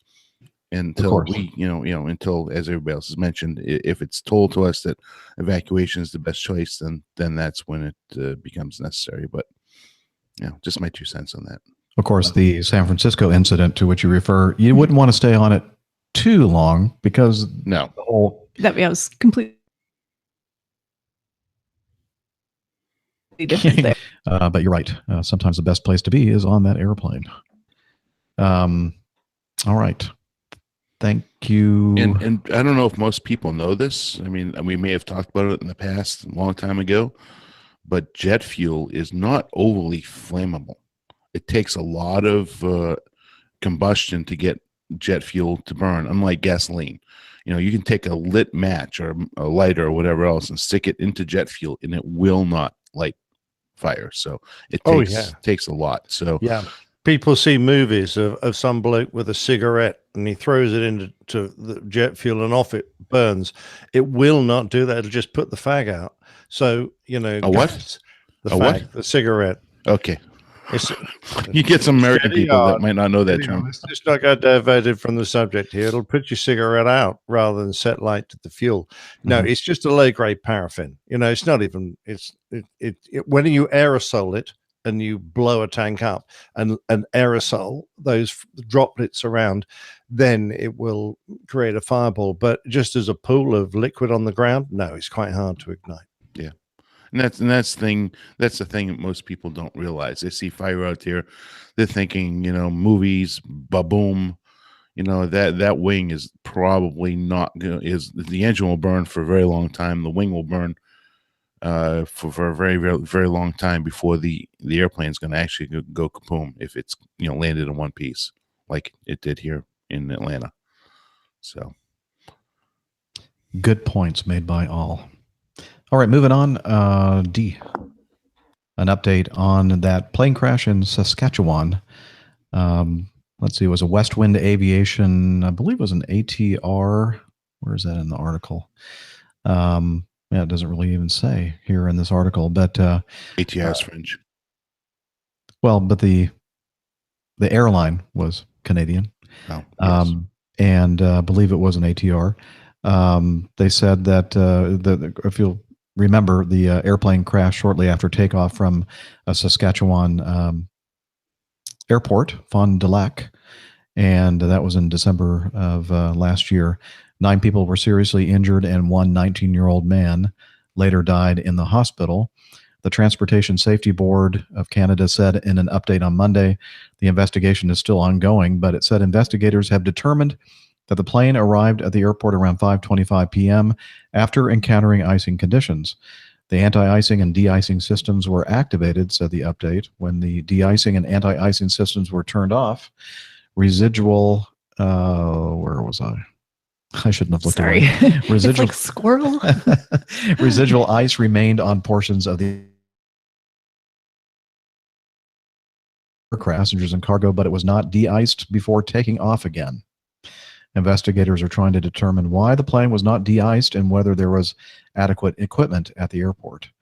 The update said that West Wind Aviation had some de-icing equipment in the terminal, including 2 ladders, a handheld spray bottle with electric blanket and wand, and a container of de-icing fluid.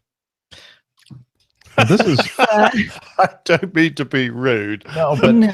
like if that was like a city in, let's say, South Florida or even You Middle can Florida. expect that to maybe be the That's- extent of their de-icing equipment. Yeah, but we're talking Saskatchewan, Canada in Canada. December. Wow. Yeah. Yeah. I could just imagine the first officer up there with the ladder and his handheld spray bottle going. And then putting like the warming blanket down on top. Just Yep. let it I all can hear melt the away. I can hear the conversation in the cockpit. So should I get the little spray bottle out and the ladders? And why bother? Yeah, right. Well, let's just go for it. I reckon the electric blanket was to wrap the first officer up in so he Keep could him stand warm. on the wing and keep him warm. But no, it's pitiful, quite honestly. Come on, guys, get with it. Well, you'll remember that in the story that when this happened, shortly after the incident occurred, the TSB of Canada shut down the airline. Yeah. Basically said because I we're think- concerned about some of their safety I don't practices. know what the date was on this article, but I think their operations are still suspended. Yeah, I'm not sure let's see if I have a date on this or not. I mean, of course, there'll be some people that will say, well, if it landed safely with the ice in the wing, why can't it take off safely? That's And a good question. Why is that, Nick? That is a good question. Well, the fact is that when you take off, you're usually much heavier and your stall speed is higher. What's more, you're going to be rotating the aircraft, assuming the wing at a speed that assumes the wing is clean, and the aircraft will be able to fly at the speed you're asking it to fly at. Now, with the wing not clean, that is all those numbers, all those climb speeds, the stall speeds are all invalid. You might have been safe to land, and we would normally at a factory, if you've got ice on the aircraft, to land a little bit faster to make sure you're not close to your stall speed, just in case there's ice on. But once you've discovered it there, or know it's there, you've got to clean the airplane, because all of your performance for takeoff is assuming a perfectly pristine, clean wing. Well, and let's not forget that A-type ice causes the airflow to be separated from the wing, so it may even be with a faster aircraft. And I'm looking through, if this is turboprop, it's probably got boots on it as well instead of a hot wing. Mhm. So, which can also be a problem in itself. But even if you have a higher airspeed, I can understand why they thought that they wouldn't need to worry about de-icing. Was -10 Celsius. yeah, and what's crazy to warm me day is in- that they're Actually, it Winter. was a warm day. Shirt sleeves. it's wintertime up in Canada, and they're pretty swift and hurry to go home.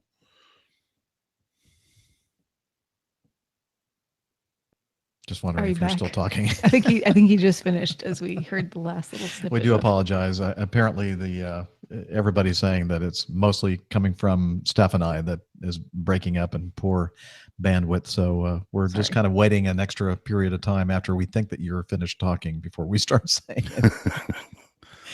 All right. And finally, the last thing in the news folder, Uber for Planes amendment in the FAA bill. This is from Plane and Pilot magazine. Uber for, now we've talked about this kind of concept before on the show. And in fact, there were some companies out there that were actually doing this sort of thing and were shut down. Correct. And apparently, I don't know why they've changed their mind, but basically in the FAA reauthorization bill currently speeding its way through Congress, a little notice provision that would change the charter game completely was included. The rider to the bill would allow pilots to advertise for cost-sharing rides on any media they so desire.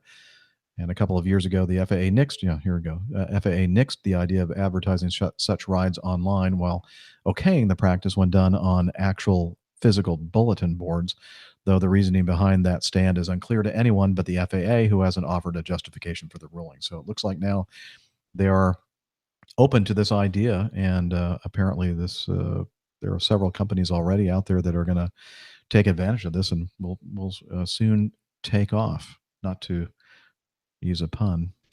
Now, here's my take on this. you've got guys who don't have a commercial license. They're private pilots. They don't have a set standard of training. They passed one portion of a whole series of licenses you can do, which come up all the way up to the air transport pilot's license. They're at their first stage.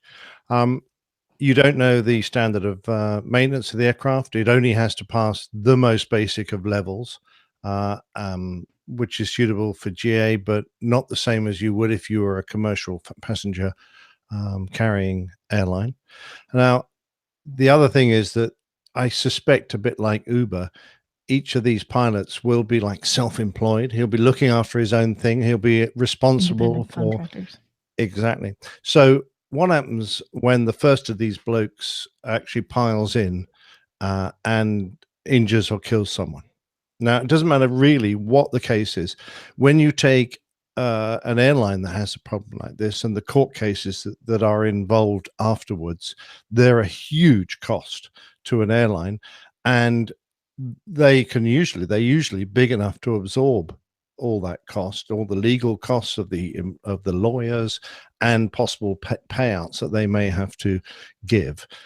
This will now rest on the shoulders of a PPL holder, an individual pilot, and he could be, or she could be, sued, and possibly rightly, if they haven't maintained their aircraft quite to the right standards, or they hadn't made allowance for all the weather factors and things that we would normally be covered by our airline. So this may well go ahead, but I bet you bottom dollar the first couple of crashes and the first few pilots who realize that they are now, completely penniless because there are multi-million-dollar court cases against them, that'll soon cause the number of volunteers that are willing to do this to dry up completely.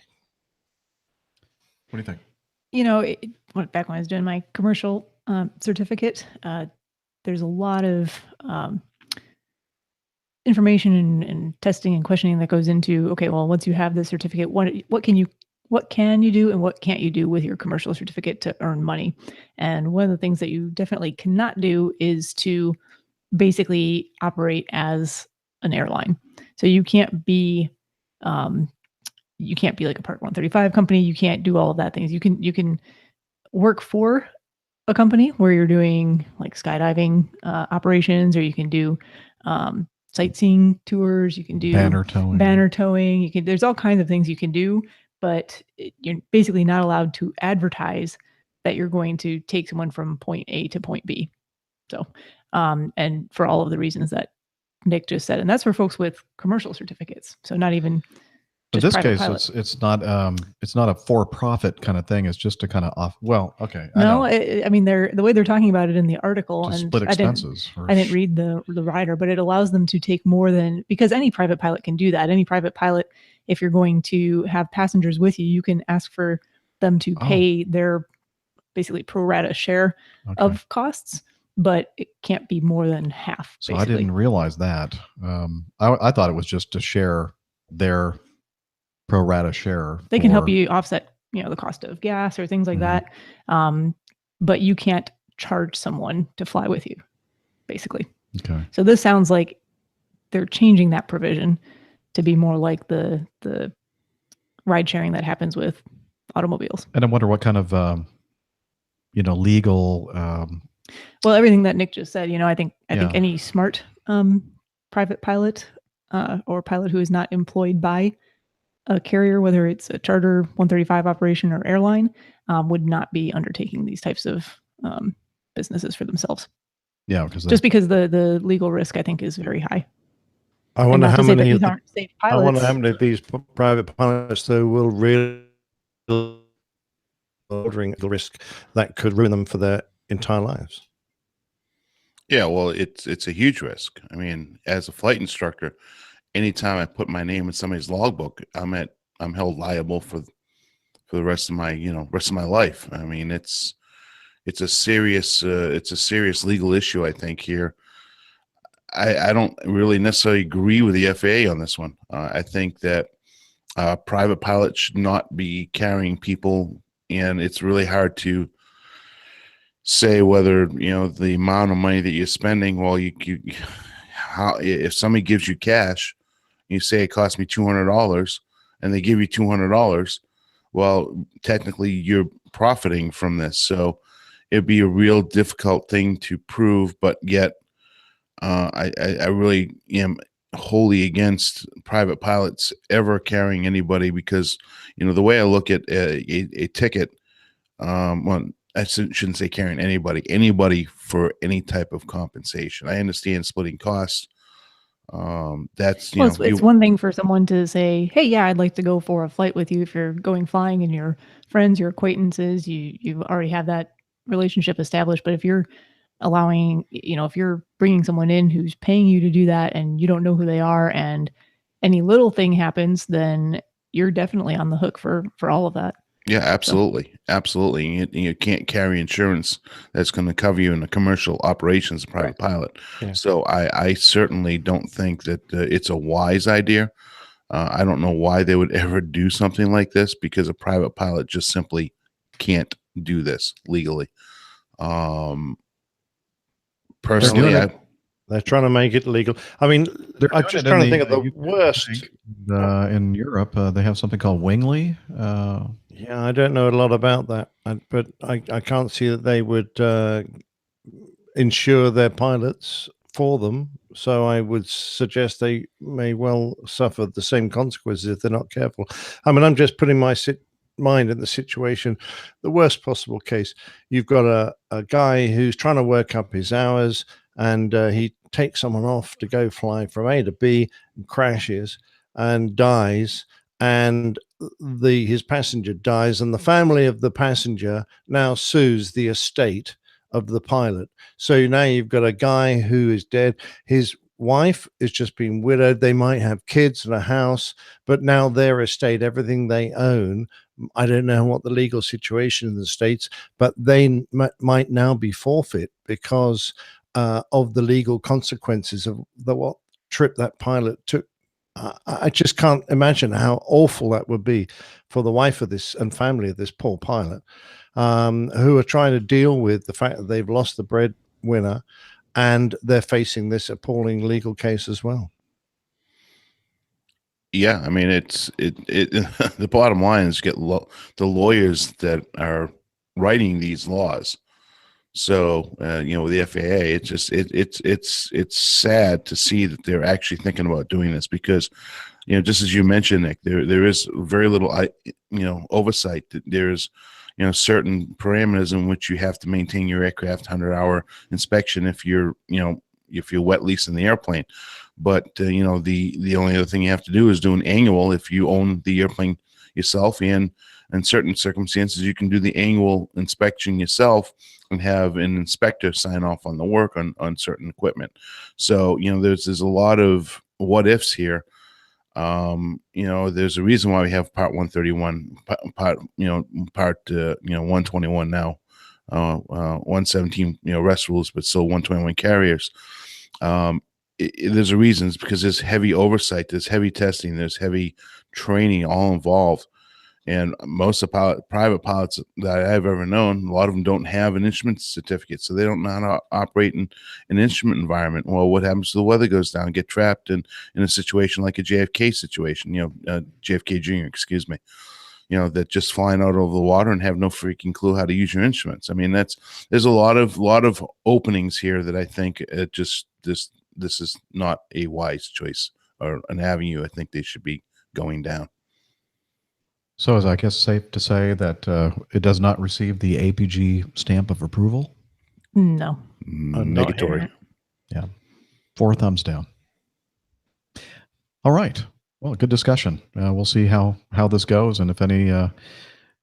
Well, it will be. I think it will happen if they authorize it. Then there are going to be companies just like Wingly over the pond, operating, and I'm sure there are going to be several here in the U.S. doing it, and it'll be interesting to see what happens when this is happens, like an incident occurs. Yeah. Here, so there's other provisions in this FAA reauthorization bill that are controversial, I should say, as well, at least from the general now one of those aviation perspective. I saw something urgently tweeted by several different sources saying that, hey, you thought the privatization That's thing what was it is. over, They kind of attached it onto the end but of it didn't again. they say it's okay now that don't worry, false alarm, it's dead? I've No? seen so many conflicting things. I Oh, don't know for okay. certain. So Yeah, I someone guess may it have depends on more, who's tweeting it, right? yeah, someone may have more up-to-date information than I do, but Well, the story the saga continues. All right, with that, let's go ahead and get to the best part of the show, which, of course, as you all know, is your feedback.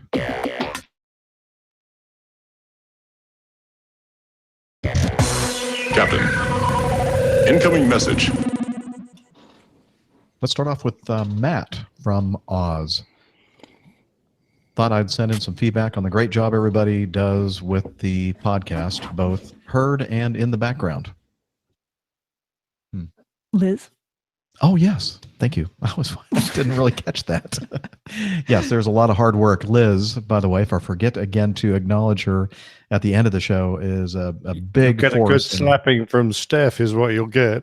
Yeah, I know. And she's sitting right next to me, so I have to be very careful. Slap. Anyway, yeah, again, to mention that Liz has been working as our producer now for, I don't know, a few episodes now, and really has taken a big load off, especially my shoulders. So thank you very much, Liz, for that. So, Yeah, she's and doing thank a great you for job. Matt from Oz for acknowledging that. So Yeah, anyway, much he better goes than Jeff did. Yes. Oh, by the way, if for some reason you're sending in feedback and it's not getting played on the show, can't blame me anymore. It's all Liz. No, Liz is a hard taskmaster, Wow. and she got the So- editor's pen. Not only does he forget to mention her, he then throws her under the bus. Exactly. Oh, wow. Yeah. Poor Liz. Why do I feel like Liz is going to be turning in her resignation to me here momentarily? Anywho, you are very much appreciated, Liz, especially by Matt in Oz.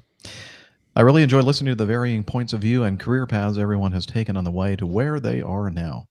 I've been listening since episode 220 when I discovered the podcast while on a holiday driving around Central Australia. While I haven't quite found the time to venture too far into the back catalog of episodes, I suspect I may have contracted the APG syndrome as a bit over 12 months ago at age 32. I quit a well-paid job and I moved 700 kilometers to start a part-time commercial pilot's course. Could this be the worst symptom of the syndrome? And first of all, we have to play this, of course. No, that's wrong. I hoping that it was going to be the APG syndrome, but it's not. Yeah, it's right there. Thank you. Wish you were always here.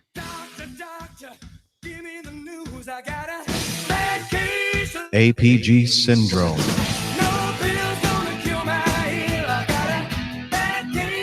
APG syndrome. Now, Matt, I don't know if what you're describing is actually the worst case of APG syndrome, because I think that there are so many awful things involved with it that it's really hard to, rank order them. Mm-hmm. I mean, quitting your job and Pretty getting high up into there. aviation, though, because of APG syndrome, that's close. By the way, do we have any kind of a legal disclaimer at all? Yeah, thank the Lord for Their Hillel. jobs and no, do we? Yeah, Hillel, he's got an that's right. overall. Mm. Yeah, he's good. He's good on that. You can't touch us. Not our Yeah. fault. Don't tempt them, Nick. I just Okay. thought moving 700 kilometers as well. Yeah. Sounds like a long way. Yeah. Wow. So anyway, I don't know how far that is, though. My brain 700 doesn't work in kilometers. kilometers. What is that in miles? But I'm guessing 500-ish. A marathon 500? is 42 kilometers. That's That's- the only reference I have. So That's about 26. maybe a little bit more than 1.5 times. So yeah, I think you're probably close. To whoever said Kilometers in 500. miles. Yeah. Okay. 434.96 miles, she says. Thank you. Awesome. What scares me, he said he's doing a part-time commercial. Why, if Yeah. he quit his job and it's moved that far, why not full-time commercial? Maybe the money. It's expensive. Yeah, true. Anyway, he continues, I've recently received my recreational pilot certificate, RPC, light sports equivalent of an RPL, and have already started flying NAVs and working towards my PPL with the aim to have my CPL by mid next year. So I owe APG a big thanks for refueling the passion and desire I've always had and providing the final push to get started. I also hold the APG responsible legally and financially for any missteps. And no, wait a minute. How big's the coffee fund? Worried about the legal ramifications of everything on this show today. Yes, I am. I'm concerned about many things about the show today. Anyway, as a final note, I'm sure much to Nick's disgust, I have to plant my foot in the Boeing camp. Woohoo. Oh, I'd love to plant my foot in a Boeing. That would be great. In fact, I'll put both feet there. But only begrudgingly after they merged with McDonnell Douglas. In my eyes, can't beat the old Dakota, Skytrain, Skyhawk, Phantom, and Hornet. Wee. Yeah, so he's trying to gain back some of your... It hasn't worked. Yeah. Keep up the good work, and may the winds always be favorable and the record button pushed on the first attempt. Ooh, that's a good one. Wow. Ow. Wow. He listened to the last show. Yeah, he did. That's a neat looking airplane that he flew solo. Isn't that nice? Yeah, he included a picture of what is that? A Dakota? It's a sperm. A what? A who? A sperm. It's a sperm with foxtrot. wings. So let's see. No, I prefer Siemens. There you go. That's what it is. No, he tells us. He said it's a Aero. Oh, that's right. A22 Fox. A22 Foxbat. A sperm. Doesn't look like a foxbat, that's for sure. It's not the Matt, sorry for just butchering your feedback, but we do appreciate it. And It's good very luck good. to you. Yeah, damn good luck to you, mate, because you've made a big jump, and Yes. I'm sure you'll find solid ground to land on. So good luck with all that. Yeah. And since you've put your feet, several of them, in the Boeing camp, I would love to hear your comments after you listen to Plain Tales today. Okay. Moving on, as they say, Richard writes, well, why don't you do this one, Steph? This is from Richard. I think there's one of them's a photo. Are you able to share this photo? Yeah, I guess I could. Well, go back up and I'll read it, and then we can see. Okay. If we can get the, so from Richard, he says, Jeff moonlighting, and Nick's response. So he says, I guess writing this to Nick, says, I'm not implying anything, but is that Jeff sat there in the photo? And it's a photo which is part of a BBC article that talks about federal flight deck officers and the airline pilots who are trained to shoot hijackers. And once we get this photo up, you'll understand why he thinks that perhaps Jeff has been doing a bit of moonlighting in his spare time. I see the resemblance. Go ahead. If you're listening to the audio version, please go to the show notes to take a look at this. Yeah, it'll definitely be in the show notes. But you know what? I'm not going to be able to do that because it's got to be on that machine okay. over there. So never mind. Anyway, Well, make sure you take a look at it. everybody, just listen up. If it's not Jeff, it's Ron Jeremy with grey hair. I was going to say from the head up, it resembles Jeff from the head down. It's Nothing Jeff like after that. he's been going to the gym for like... This Yeah, model he's is... This person is even grasping his essentials. Just to make... protect essential. Well, it's a very threatening situation going on there. There's a guy next to him with Exactly right. Yeah, a weapon. It's the Federal Flight Deck Officers Training Program. They're two motorcycle riders having a fight. And yeah, it's really hard to describe. But the dummy, and a lot of people have called me worse, sitting in the Well, I see passenger Dr. Steph on the other side wearing the green dress. Oh, yes. I see Steph on the other side as well. I hadn't realized. There she is. Nothing. It looks You see nothing. You don't see her head. You just see from the shoulders That's down. That's a good spot, man, David. That looks exactly like Steph. Yeah, I think so. Enough time terrible on this. clothing on that Time model. to I would move never on. Okay. Yeah, just check the show notes and you'll see the picture, and yeah, you'll see what we're talking about. All right, Sam writes, question for Dana. I have a question and a response to Chuck's question about glider ratings in episode 316. Again, this is Sam. First, Dana, when you become a captain, does your seniority reset so you become the least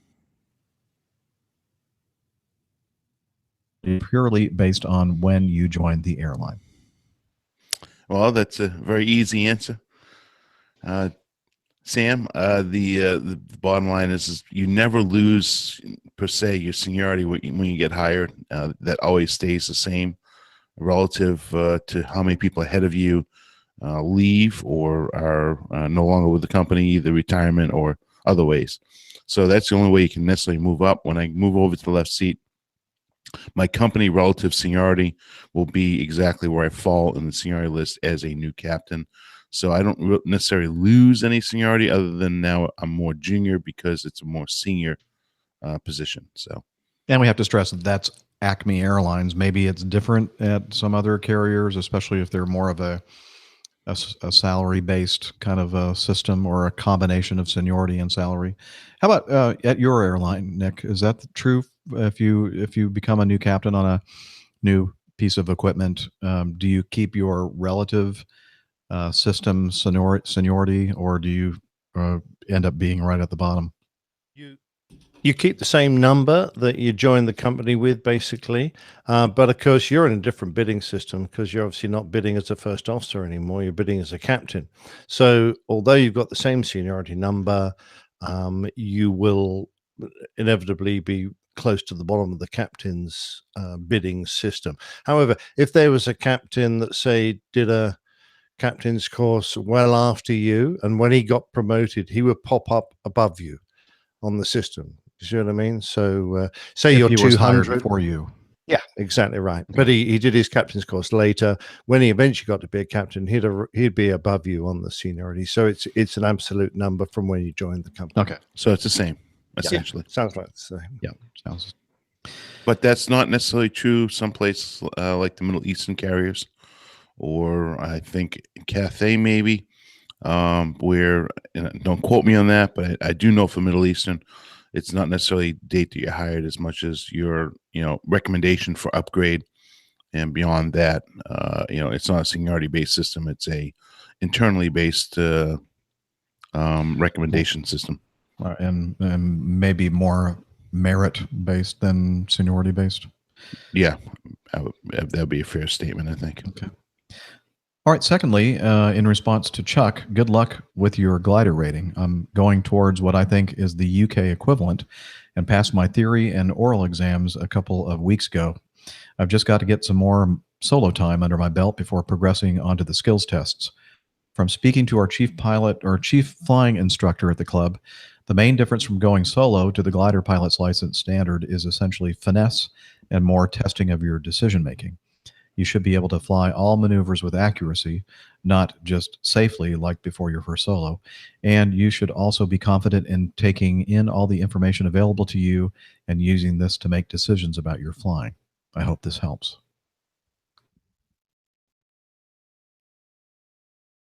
Gliders in Somerset. So if you ever want to get back into it, then give me a shout. We'd be more than happy to host you and have a huge variety of ex-military members at the club, and our aircraft fit tall pilots. Sam says he's 6'6".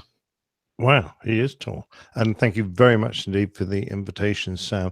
It's a bit of a stretch for me to get all the way down to Somerset, particularly since I have Lasham, which is another extremely good gliding center only a few miles north of me.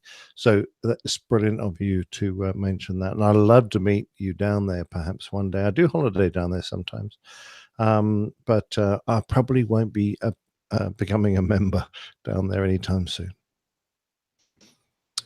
All right, well, thank you, Sam, for the question and the advice. And now let's play an installment. We haven't had one of these in a while. Captain Steve Horn does these wonderful productions called How I Got Here. This one, episode 11, or installment 11. So take it away.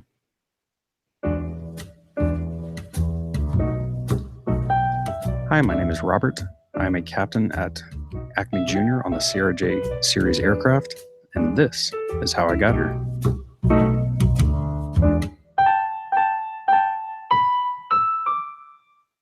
So straight out of high school, I decided to enlist in the Navy.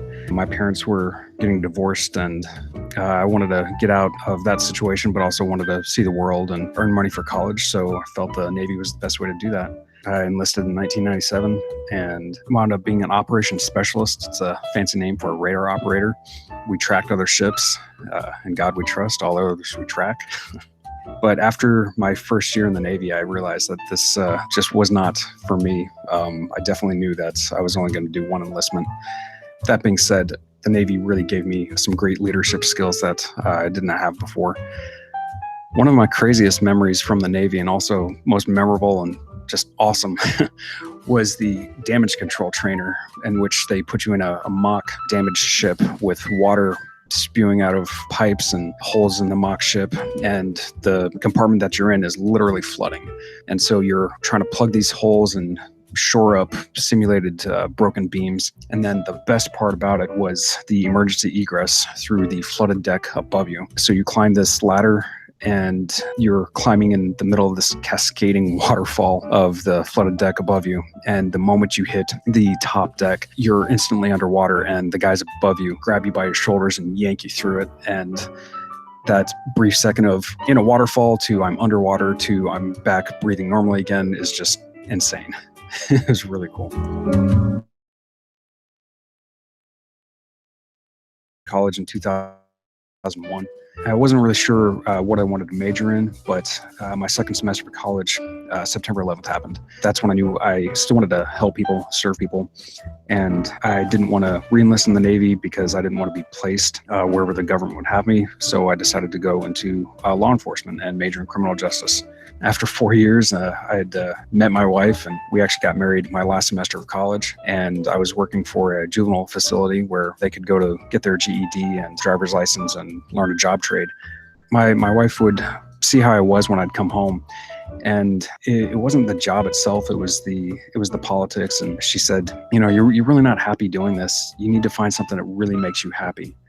And while I loved all the rules and the structure of the criminal justice system, I knew she was right. It was really something that whatever my career was going to be, I needed to be really happy with what I was doing, just really enjoy it. And turns out criminal justice wasn't that for me. And so fast forward to Christmas dinner in 2006, and I casually look over at my dad and I say, hey, I know I don't really want to be a cop anymore, but I've been so focused on it for the past 4 years. That's all I can think about. What do you think I'd be good at? And he just kind of casually says, you know, I always thought you had the right mentality to be an airline pilot. And it was like this light bulb went off. I was like, why didn't I think of that before? It just sounded so perfect. I love being in the air.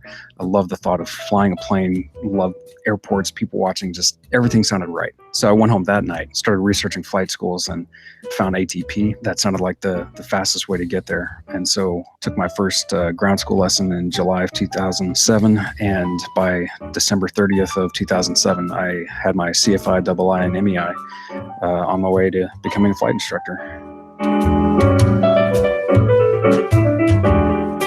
Tales of a flight instructor. We've all got them. So my very first job as a flight instructor was not performing the duties of a flight instructor. My boss wanted me to fly a Blanca Viking up to the owner and pick him up from Mesquite and fly him out to Midland. I was totally paranoid about this because I hadn't flown it except for a couple of familiarization flights. When we were on a 5-mile final, the engine quits. I'm like, oh crap. So switched over to the right tank because that was the one that still had fuel in it. And flaps up, gear up, mixture prop throttle forward, fuel pump on, and nothing happens. My heart sinks. I'm like, this can't be happening. This isn't real. When I finally wrap my mind around the fact that this is in fact happening and you will be landing whether you control it or not, that's when I got to step up and, all right, I'm declaring emergency. We're about 5 miles south of the field, and we land in a field of mesquite trees. And for anybody that knows a Blanca Viking, it's got fabric and wood wings. So mesquite trees were not very forgiving and just shredded the wings after we landed. We hit a barbed wire fence is what stopped us finally. And crazy adventure. Had a 709 to recheck and all that. FAA said, yeah, you did everything right. And the examiner pulls out a pen and just throws it on the floor and says, "Yep, that's about the glide ratio of a Blanca Viking. So you did everything right. Good job. All your commercial privileges are no longer suspended." So I left that company, found a much more reputable company. And, we've all got crazy stories, from landing a 152 in a 27-knot crosswind, got my first kidney stone in the air with a student, getting chased by thunderstorms during touch and goes and going to another airport. We've all got those stories. So by this point, we had our second child, and, flight instructing doesn't really pay the bills. And a buddy of mine pulls me aside. And he says, "Hey, I've got this job as a pipeline pilot, but you need it more." And he literally pulls open his phone, calls up his would-be employer, and says, "Hey, I can't promise you that I'm not going to jump ship in 2 or 3 months if the airlines call me. I've got a really good friend here, great pilot. I want you to talk to him." And he hands me the phone. And I'm like, "What just happened here?" And I'm talking to this guy, Greg, and he says, "So I hear you're interested in flying pipeline." And I said, "Yeah." And he says, "When can you come in?" And I said, "When do you need me there?" And so we interviewed a week later, and another 10 days later, I was starting training as a pipeline pilot. I was flying a 182 for about 2 years, and then I eventually transitioned into a Vulcan Air. That's an Italian-made twin-engine fixed-wing, really interesting-looking plane. It's got the observer fishbowl on the front, so you've got the visibility of a helicopter, but it's really, really hot in the summer. I'd go through a whole camelback in one leg. Granted, our legs were 5 to 6 hours, but pipeline was really fun, had a lot of freedom.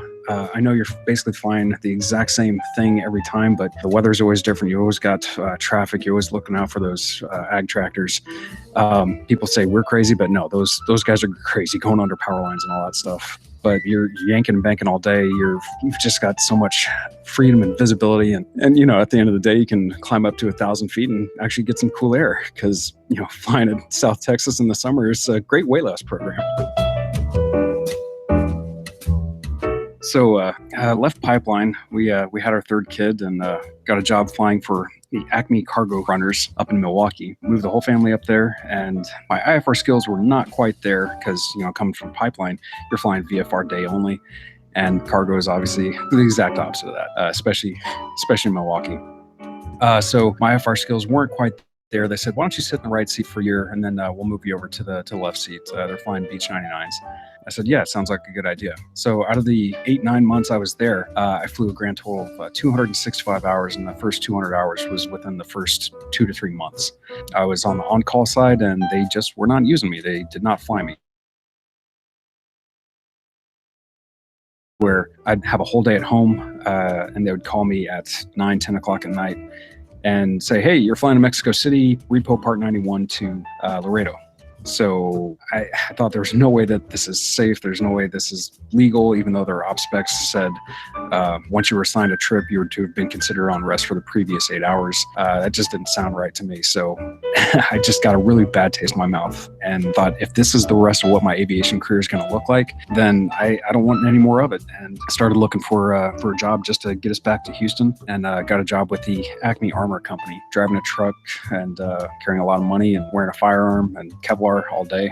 So I went out of the frying pan into the fire because that job was even worse. So, I'm working 16-hour days, and my wife is like, "Hey, we never see you anymore. You need to get back up in the air because you're miserable doing this, and flying makes you happy." And I'm like, "Yeah, you're right." So went on to one of those websites that tells you all the starting pay, and saw that the pay had jumped significantly. That's when I saw Acme Junior, and I was like, "Hey, I'm going to apply there." The rest is history.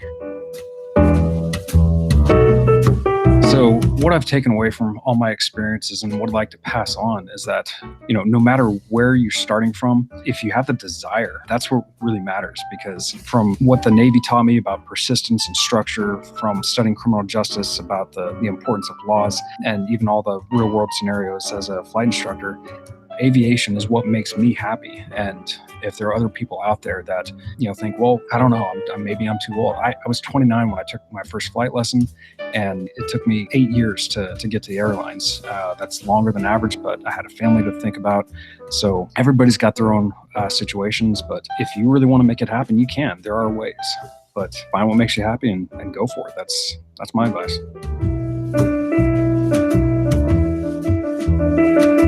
Captain Robert, and this is how I got here.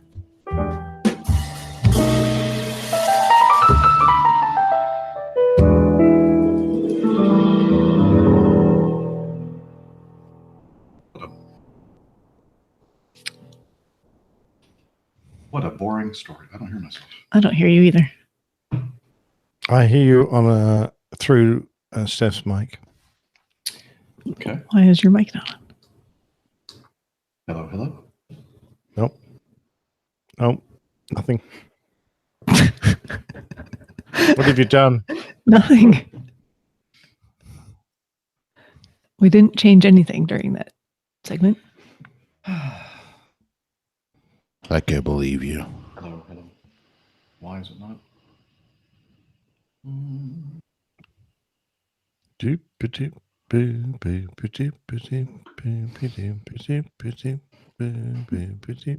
Volume's up? Yep. That's on? Yep. There's got to be a mute somewhere. No. Nope.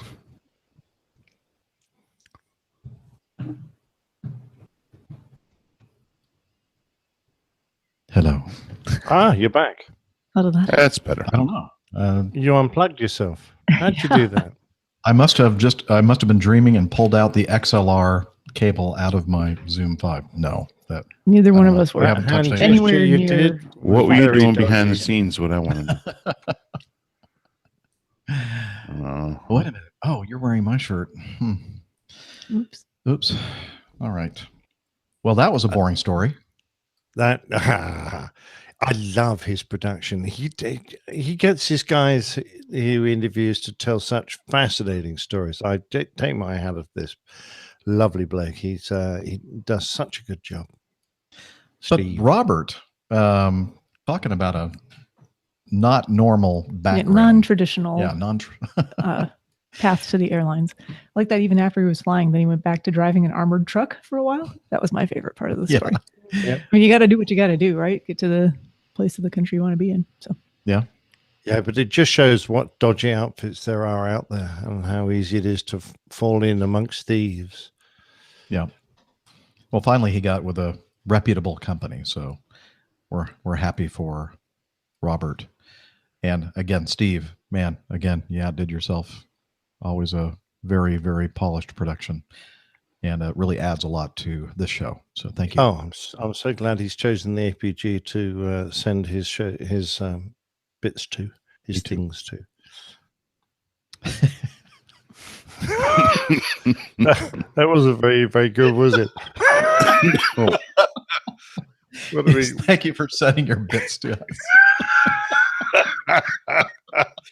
Wait a minute. I'm sorry, Steve. That was awful. Can we redo that? what a beautiful cock it is. To be clear, I did not just say that just now in that context. Oh, yes, you were referring to roosters, apparently. Yes. Okay. All right. Our good friend. George Nolly sent us some feedback. George is the host of an amazing podcast as well, Ready for Takeoff. And he says episode 319 is another outstanding podcast. The discussion about aerotoxic syndrome really resonated with me. And the Ready for Takeoff podcast, episode 108. That'll be in the show notes, because you definitely, if you don't subscribe to the Ready for Takeoff podcast, please do. It's a well done production. He says, I have some resources your listeners may want to consider bringing along before they fly, whether as a passenger or pilot, unless they're in a 787. Every time I hear about an airline pilot doing something really boneheaded, like the Air Canada pilot who almost landed on a crowded taxiway at San Francisco, I wonder if his or her mental faculties were affected by a fume event. Keep up the great work, and a big congratulations to Captain Dana. That's, again, George Nolly, the host of Ready for Takeoff. Hey. Thank you, George. Appreciate that. Yeah. Soon to be all over. Aerotoxic syndrome is something that seems to be occurring or showing up, or we're paying more attention to it lately. And the reason why he says, of course, that the 787 is not included in that is that they don't use engine compressor bleed air to pressurize and air condition the cabin. So there's, I guess there's probably still a way for toxicity to get in, but it's a much lower Probably just chance. different mechanism altogether. Yeah. Now I have a question for you, Jeff. Yes. You're sitting there flying your Mad Dog along, and the cabin crew come up and go, Captain Jeff, you're gorgeous, but no, let's not talk about that now. Okay. One of the passengers. Go back to the first time. One of the passengers has what George Nolly suggested everyone has, an Atmo tube, and it's indicating that there is a significant level of toxicity in the air in the aircraft. Now, my question to you is, what are you going to do? What is it that they have that shows the toxicity level of the aircraft? You follow the link that George sent us, and it takes you to a commercial piece of tech that you can buy, which it looks about the size of your thumb. It's a little metal tube, and apparently it sucks in the air around you, and it can give you a reading on ozone, carbon dioxide, monoxide, temperature, humidity, off-gassing from interior material, bioeffluents, personal care products, allergens, infectious agents, cabin partial pressure of oxygen, alcohol, formaldehyde, de-icing fluid, blah, the list goes on. So the fact is that if you've got a passenger with one of these on board, what are you going to do if they come up and say, it's indicating that the air in this aircraft is toxic when you're in the middle of a flight? I mean, I appreciate what George is doing here, but you put us in an impossible situation when you suggest that people start carrying these. Because one, as a captain, I'm going to answer the question for you, Jeff. One, as a captain, you couldn't possibly go to the company and go, what do you expect? I do have a question about that, but go ahead. Yeah. I've got this piece of kit here, which I bought off the internet, and it tells me the air in the cabins are not safe, so I diverted the airplane. Or alternatively, I listened to a passenger who has one of these who said that the air is toxic. So having this sort of kit might be great, but it puts us as airline captains in an impossible situation. So here's my question, though. Is it better to know and to make that type of decision, or to potentially not know and be affected by it? Well, I think if you go by just the data from one of these, you put yourself in the position of having to stand up and justify your actions. And the company will quite rightly say, all right, who produced this? What standard has it been made to? When was it last tested to prove it was accurate? And based on that, why did you decide to divert the aircraft when we have subsequently proved that the aircraft was fully serviceable? Sure. Now, it's the difference between, I think they call it type 1 and type 2 errors, correct? One is making a error based on, I have to go back and look at this. I should really know statistical stuff, but making an error based on incorrect information, or not making the error when you should, or not doing something because you should have, basically. Yeah, I mean, it's just, unless I see some evidence of some effect from the supposed toxic situation, I don't think you can make a decision to divert or anything else. You're just going to have to look at it and go, well, that's interesting information, but I have no idea to, if it's the veracity of it is trustworthy.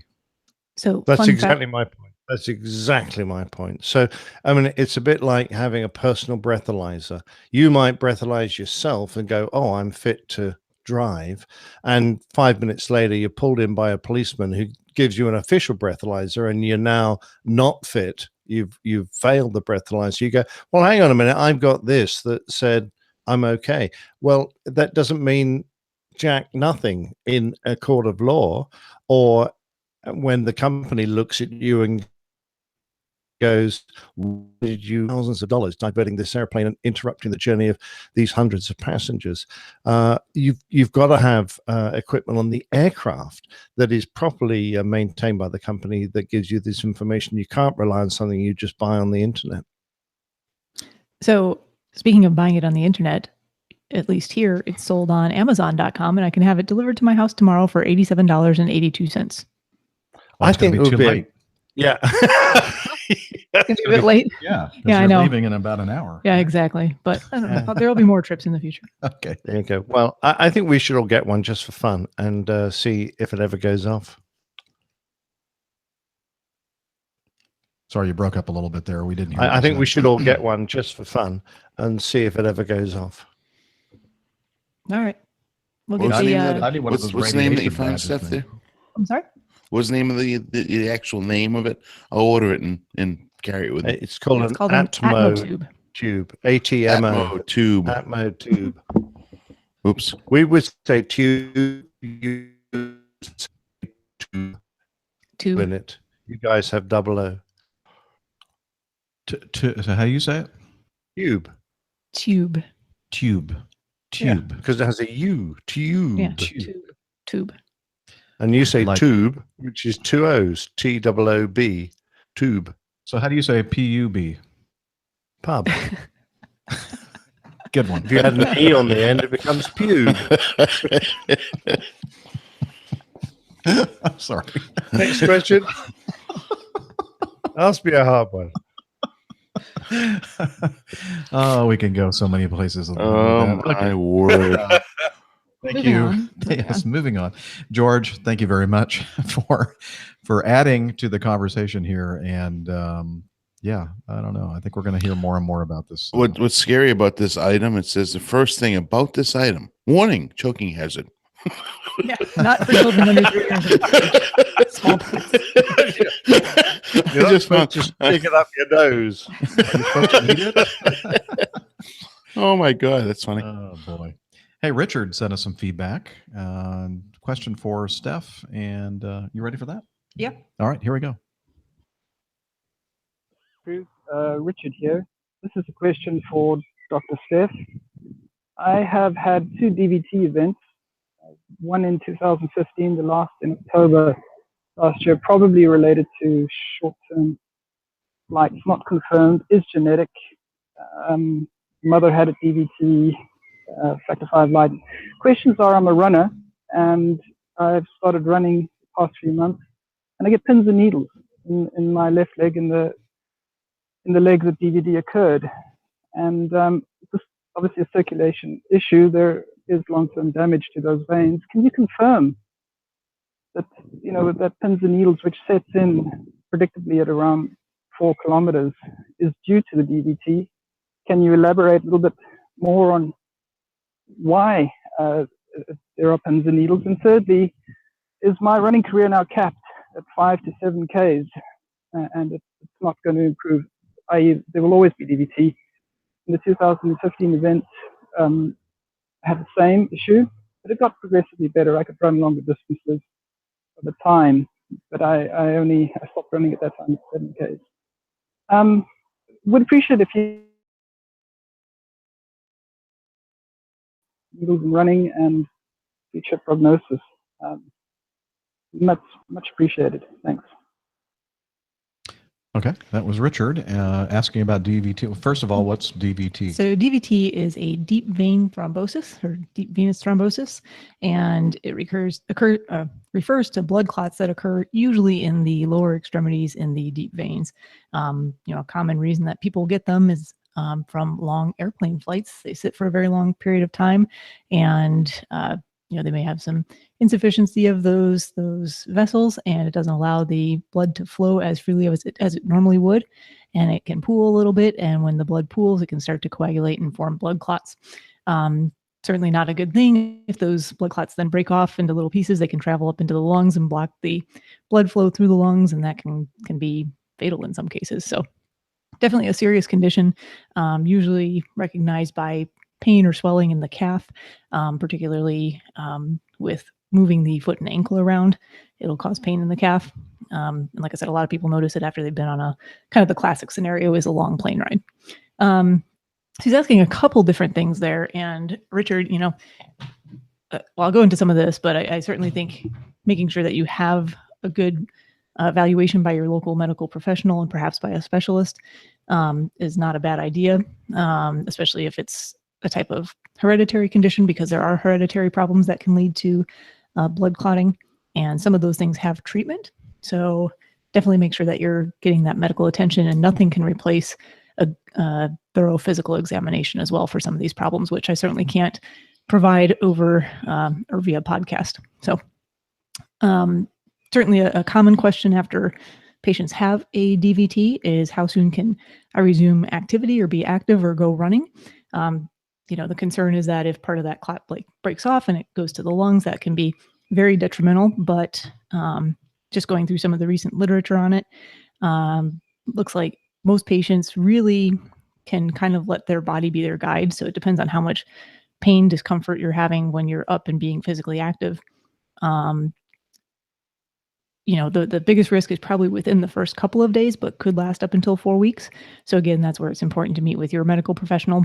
Make sure you have all the appropriate diagnostic tests. Make sure you know what your risks are for potentially continuing to have or form blood clots, because that's important to know too. So you were talking about when you go out and run, you start to get pins and needles or pain after about, I think you said 4 kilometers or so. So, when people start talking about having pain in their legs, that comes on with being up, moving about, standing, walking. We call that claudication. But there's 2 different types of claudication symptoms. One can be from nerve problems. So if you have pinching of the nerves, especially in that can produce pins and needles, burning sensation, pain in the legs, predictably comes on when you stand up, walk, move around.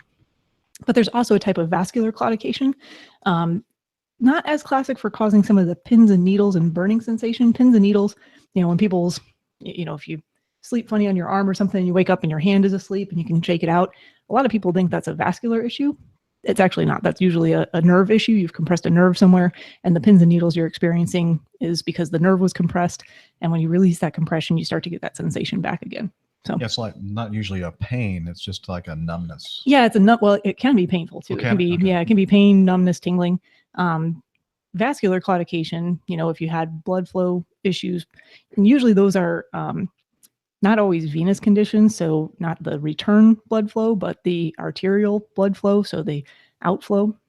If you have blockage there, you can get pain and discomfort in the legs. It's usually not described as pins and needles, though. So that's why I think getting, definitely having a thorough medical evaluation in your case would be important to determine what the source of that pins and needle sensation is for you, because there may be more than one thing going on. So unfortunately, I can't confirm that for you, but hopefully that information gives you some more ability to make decisions going forward in terms of the medical care that you might need. That's a bummer if you're somebody that enjoys running and then experiences this. First of all, I don't understand anybody that enjoys running, but Me neither. I don't either. Those people are crazy. They are. But yeah, there's different tests that can be done to differentiate between those 2 problems. And you may need specialists' help to figure that out. But certainly the appropriate specialists will be very familiar with their field, and they'll know which direction to point you in, which test to actually order, whether they need to be testing the blood flow and the circulation more closely, or we can actually do nerve testing to see if the nerves are functioning appropriately, or if there's any sign of pinching or blocking of the nerves. Sometimes imaging testing is appropriate as well, both for nerve problems and for blood flow problems. So. Okay. Are you up to answering another question? Sure. Okay. Bring on the questions. All right. Alex writes, I can't tell you how much I enjoy your work. I call it that because I know how much effort and collaboration goes into producing something of your show's quality. Late in 2016, thank you very much, by the way, Alex. Late in 2016, I proposed to my girlfriend, now wife, and the next day we ventured out to Colorado to celebrate on the slopes. The next day, I found out via telephone that I'd been let go from my company with no severance. I'd worked there for 8 years and was let go due to an impending Chapter 11 filing. Needless to say, and followed me to Northwest Alabama, sight unseen, where I found a wonderful job as a hospital IT director. She sat for the Alabama bar and passed 2 months later. As we drove back to Oklahoma City, our home state, to get married, she received a call with a job offer for a prestigious position with the federal government. After much deliberation during our honeymoon, we decided for her to accept the position. This meant living apart for a year, beginning immediately after our wedding. I mention all this to say that your podcast has gotten me through a lot of long nights and runs. Like Dr. Steph, I continuously submit myself to marathon training for a reason I have yet to understand. I don't understand either. There you go. Yeah. There's evidence that these people are crazy. I had been interested in flying for years, but never thought I'd actually fly a plane.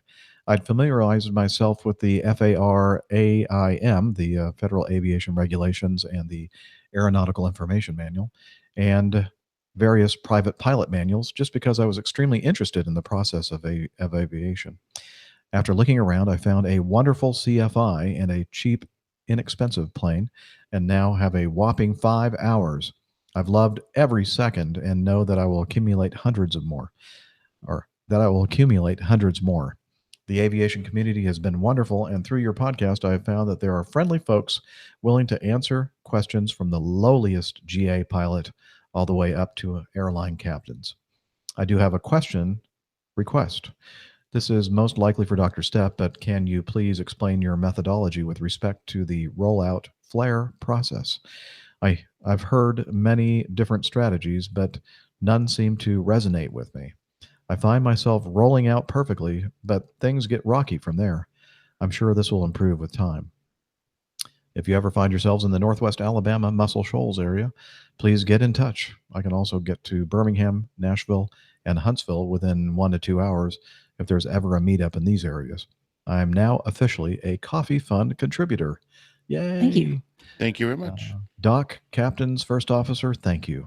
Clear skies, Alex. So he's wondering, I guess maybe he's addressing this mostly for you because you're our, Well, I might even defer general this a little aviation. bit to Dana because he's the one with Oh, the yeah, that's instructing true. Yeah. experience. So actually, I'm going to do that if you don't mind, Alex, and then I'll tell you what I do. But I would like to hear the instructor's perspective on this as well. Go for it, Steph, and I'll cue in. Oh, okay. No, you take it. I think she was deferring to you, Dana. I was deferring to Dana, but he just clearly didn't want to answer that. So, what I do, let me just throw in my technique for landings. I just keep it or scream a little bit, like a muted scream. And then I think, okay, that's when I pull back a little bit. Yep. And sometimes it works and sometimes it doesn't. So first of all, I'll say that a lot of this is practice. And with only 5 hours, that's not a lot of practice landing. And there will likely be plenty more time for that going forward. Just the way you were describing it sounds like, I'm not sure what you mean with respect to rollout, flare, rollout perfectly, but things get rocky from there. Maybe it means like the round out. Yeah, I think that's what he's referring to. Yeah. And that's a little bit different on different aircraft. I'm not sure if he said what he's flying exactly. Doesn't say. But there's a little bit of difference in technique I find between high wing and low wing aircraft. With my first 100 hours or so were in a 172, which is a high wing aircraft. And you basically you're coming down to that glide path, basically glide slope, and as you're getting closer and closer, you're transitioning into that runway environment. I found some of the most helpful things are actually to look down the length of the runway as you're getting closer. That kind of gives you a better sense of what your actual perspective is to the ground. As you begin that flare process, there's practice and repetition that goes into figuring out how far you want to begin that off the ground for your particular aircraft. But basically, then you're just going to keep kind of steady, constant, light back pressure on the yoke, on the stick, side stick, whatever it is that you're using to control the aircraft. And then as the main gear touchdown, you definitely want to make sure you're keeping that nose gear off of the ground, but not so much back pressure that you have a significant nose up attitude. But then you want to keep that back pressure for a little while too. You don't want to let the nose just come straight down onto the ground. And that's where looking forward, looking ahead can be really helpful for you as well. So. Excellent advice, Dr. Steph. And I guess should probably talk about low wing as well. But for me, basically, I applied essentially the same technique, but I found that people who learn to fly in low wing aircraft don't always do that exactly the same way. But And that's a very important point that you make. There's a huge difference between a high wing and a low wing aircraft in the pitch attitude, in ground effect. That makes a big difference in landing technique. And what I'm seeing here is that he has it kind of backwards. The rollout flare process. It's really the flare, then the rollout. correct. The flare, it's really a function of your ground effect. It's a function of your airspeed, and it's a function of whether you're a high wing or a low wing airplane. So what I'm thinking is when he gets close to the ground, he has a tendency of rocking the wings, because what ends up happening is your ailerons actually become slightly more effective, as well as your elevator becomes slightly more effective once you get close to ground effect, and depending on your speed as well. So if you're carrying too much speed along with the ground effect, you can end up with a extended flare, Alex. And what you need to do is you need to focus, and I'm sure your instructor has told you this, and Dr. Steph alluded to it. The bottom line is you need to focus down the runway. You kind of want to put the horizon of the nose right on the horizon down the runway, and focus down the runway, where a lot of people have a lot of problems in landing small, even big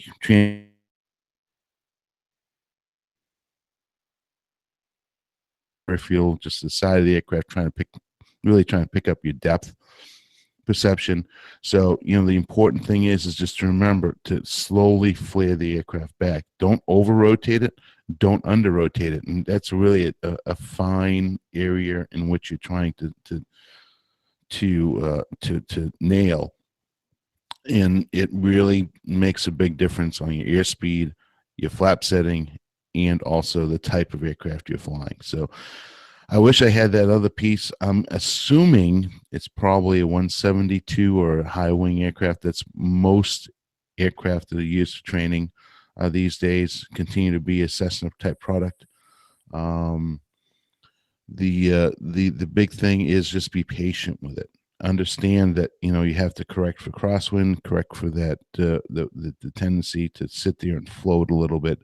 And if you're floating down the runway, which is what I think, what I'm reading here with the flare process,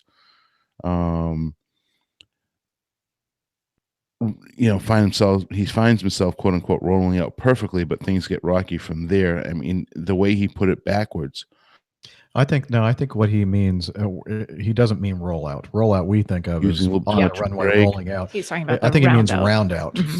Yeah, I think so too. So it's just a matter of practice. It's just practice. There's no set way of doing it other than focus down the runway and get a feel. And if your instructor really wants to help you out, what they'll do is they'll do what's called slow flight. And this is very effective. If you get to, you get up to altitude, you go to your maneuvering area, and you get used to flying the aircraft in a slow flight configuration.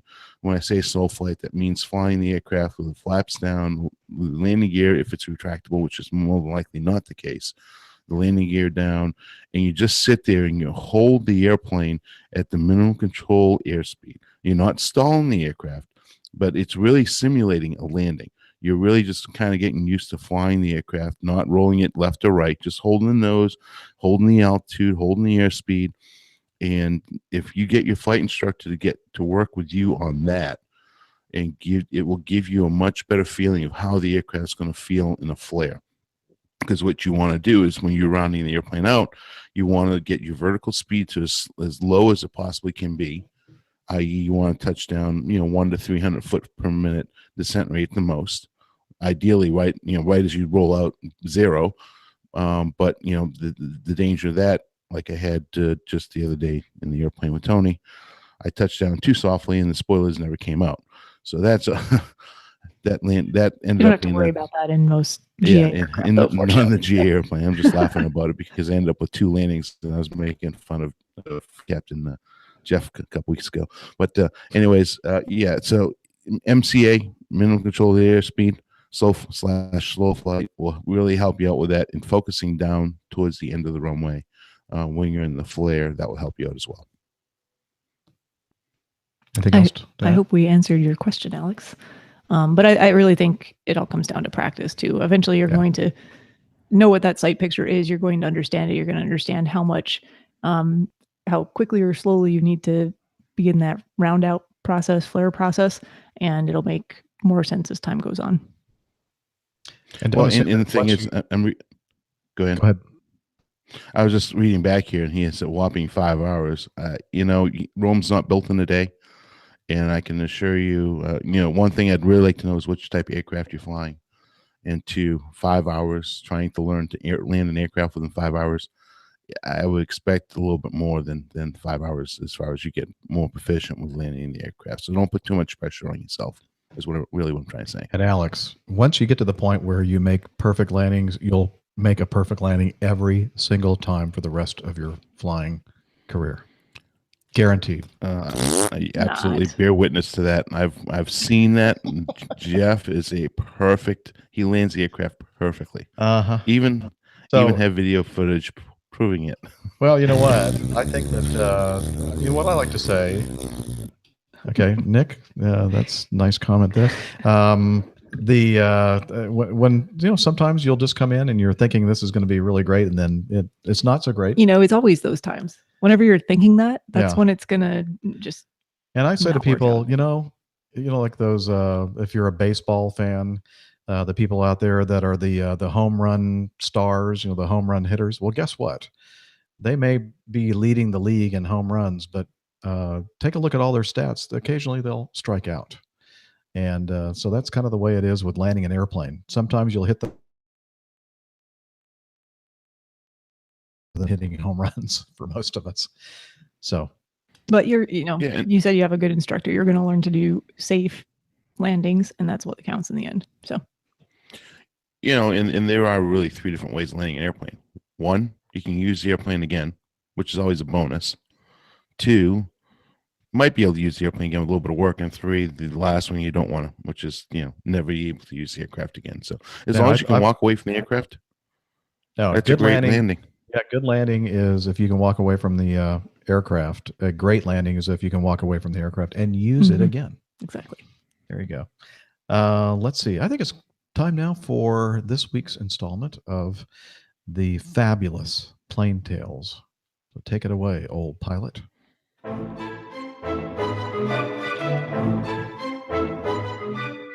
The Old Pilot's Plane Tales. LL 1862 and the Belle Mamiya.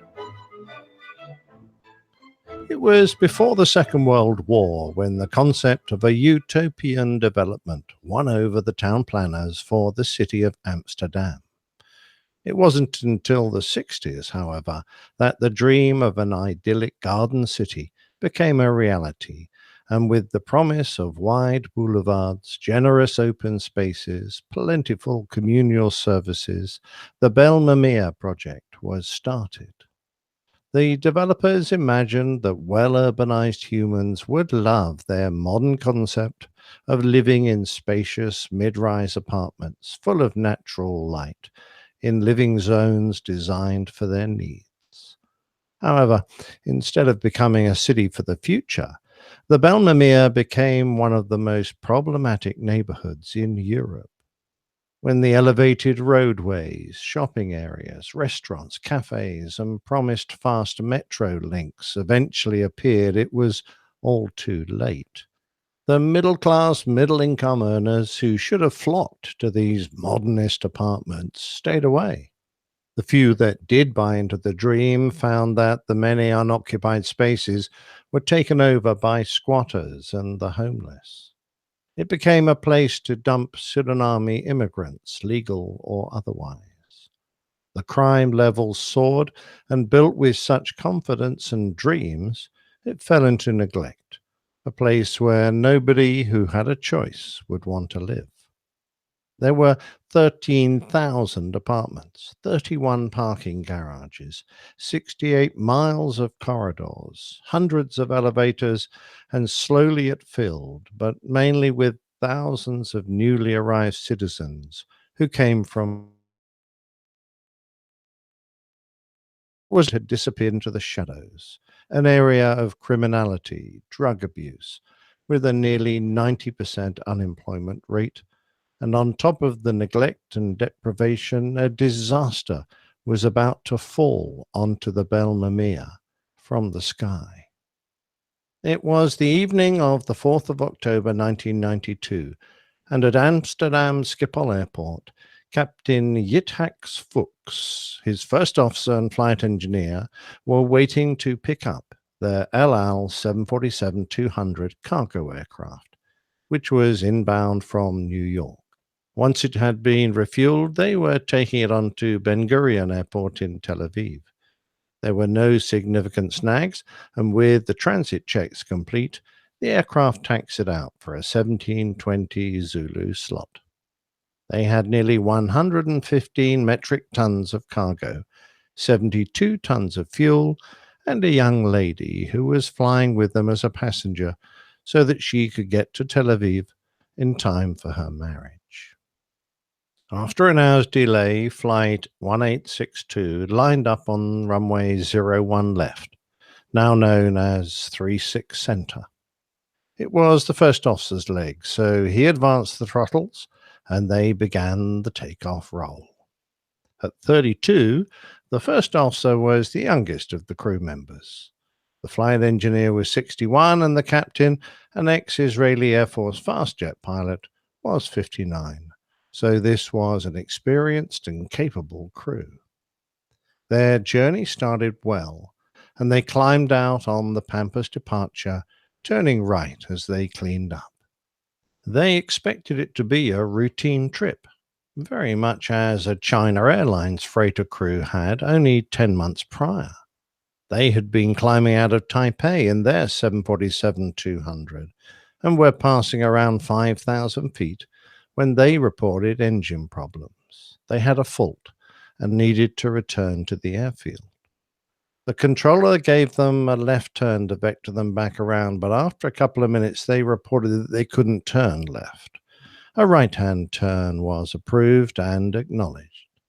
That was the last anyone heard from the crew. The aircraft crashed right wing down into a 700-foot hill, killing all 5 on board. When the investigators started crawling through the wreckage, they were puzzled to find only 2 of the 4 engines. A prolonged search eventually revealed the number 3 engine in the sea some distance away. It transpired that the engine had become detached from the wing, striking the number. It appeared that the failure of the fuse pins that held the number 3 engine onto its pylon had allowed the engine to come loose, a problem not unknown to the manufacturer, Boeing, and something that was about to haunt the El Al crew. In circumstances that were eerily similar to the China Airlines crash, as First Officer Ohad climbed El Al 1862 through 6,500 feet, the crew heard a sharp bang, and the aircraft lurched to the right. The flight data recorder later showed that at 17:27 and 30 seconds, both the number 3 and number 4 engines stopped giving data. Witnesses on the ground heard the bang and saw a dark plume of smoke trail from the 747 as objects fell from the aircraft. The captain must have taken control as the voice on the radio changed and First Officer Ohad called, "El Al 1862, Mayday, Mayday, we have an emergency." Schiphol came back with the runway in use, 06, and the wind, 040 at 12 knots. The stricken 747 was only 7 miles away from the airport and, by then, at 5,000 feet, but was still too close to come straight in. They requested runway 27, the longest runway, which was granted. The controller asked them to head north and descend at 2,000 feet. Schiphol approached, discussed the crew's requirements for the landing, and they asked to start from a 12-mile straight-in approach. During the conversation, the captain could be heard calling for flaps 1. The next instruction was for El Al 1862 to turn right onto 100 degrees, and to describe the problem that they had. The reply was, "Number 3 and 4 are out, and we have problems with the flaps." The 747 flew through the requested heading by 20 degrees, but was maintaining a gentle descent at 260 knots. Cleared for the ILS, they were 3 miles north of the centerline at 11 miles and 4,000 feet, but it took a long time for them to turn onto the runway heading, and they flew through the localizer.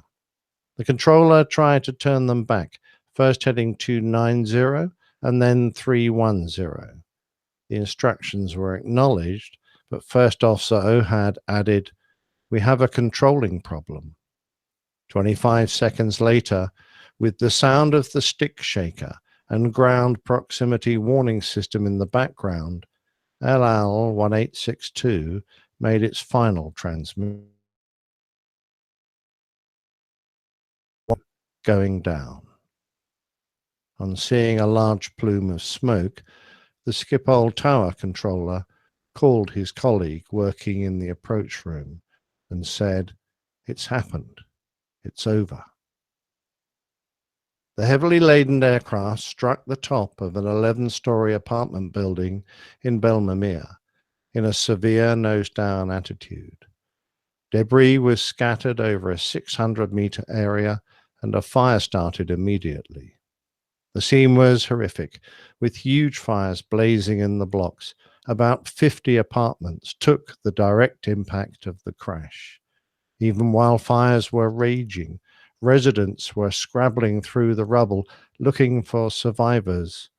But then looters moved in to exploit the chaos, and thieves descended onto the 2 shopping centers near the crash site. The airport fire appliances, already manned and in position, were quickly on the scene, and they described the scene as a fire of gigantic proportions that consumed all 10 floors and was 120 meters wide. There were no survivors from amongst the crew or at the crash point. The investigation immediately centered around the attachment points of the number 3 engine.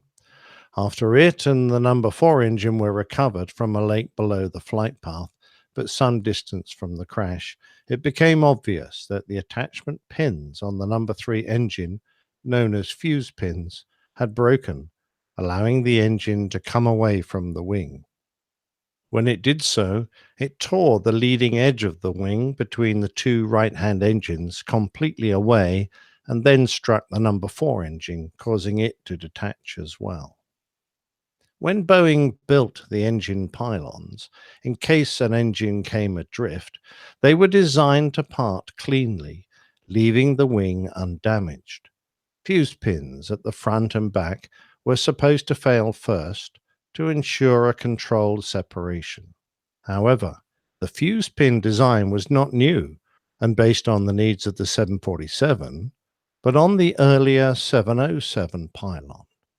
Boeing did not conduct any structural testing of the pylon to positively determine its static strength, fatigue, and fail-safe characteristics, but contended that since the Boeing 707 pylon had proved reliable, the 747 pylon would also be reliable.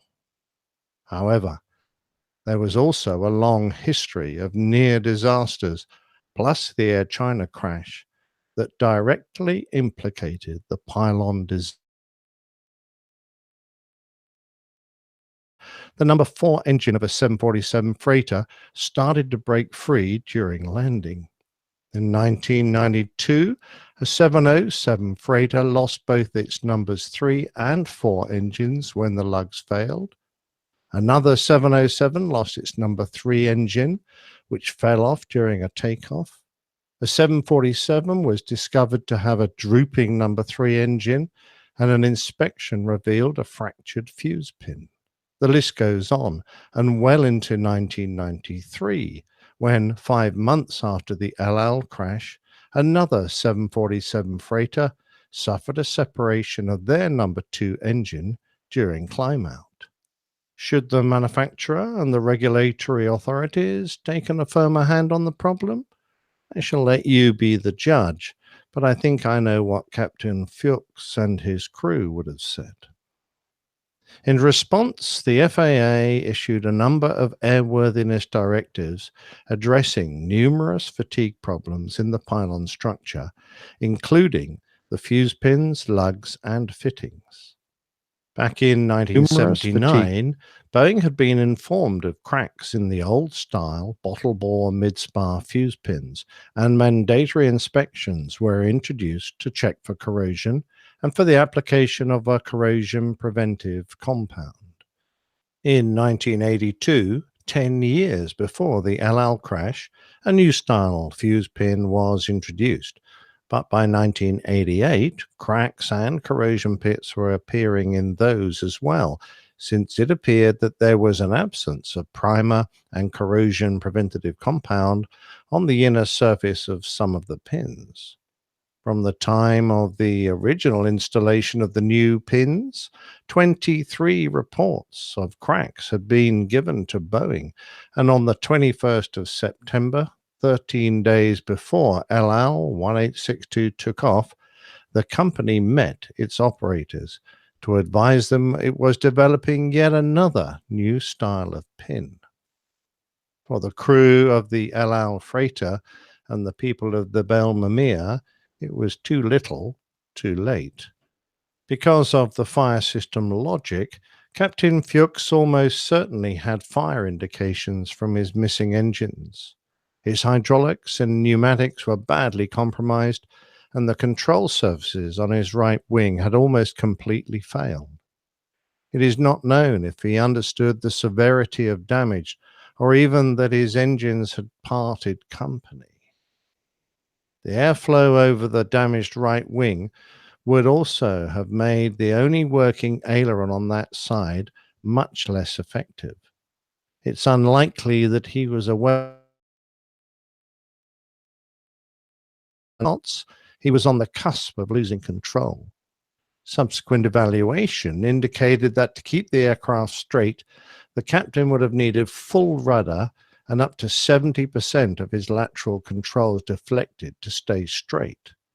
This contravened the training that the crew would have had received, as Boeing manual stated, with two engines inoperative on one side, there should be enough rudder authority to allow the control wheel to be almost neutral up to max continuous thrust at maneuvering speed.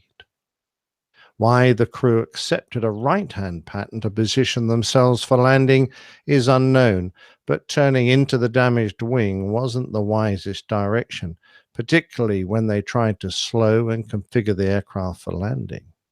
They had a very small margin of controllability, which they eventually exceeded, and after that, the crash was inevitable.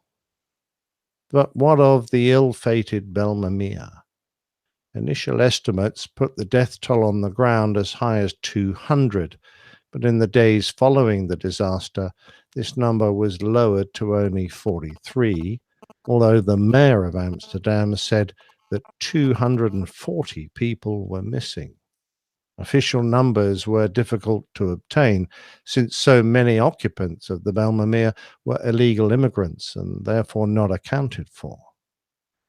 In the aftermath, many stories grew about possible health issues that resulted from the crash.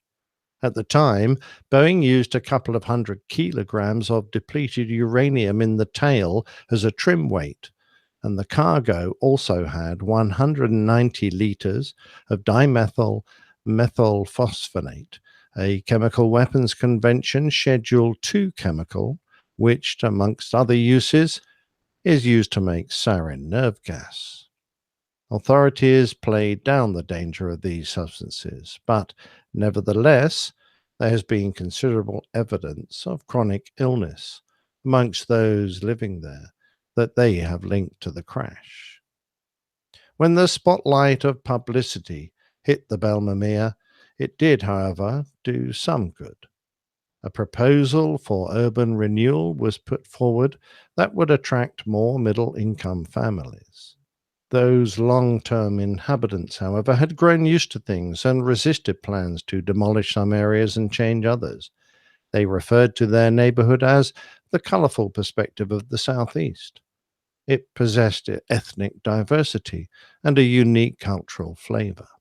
However, progress was made, with many high-rise buildings being renovated or torn down, whilst the more expensive low-rise buildings have been attracting higher-income families, and students have found it a more affordable. One place that has remained, though, is a memorial that was built near the crash site with the names of the victims. Flowers are laid at a tree that survived the disaster, referred to as the tree that saw it all. A public occasion is held annually to mark the disaster, when no planes fly over the area for 1 hour out of respect for the victims.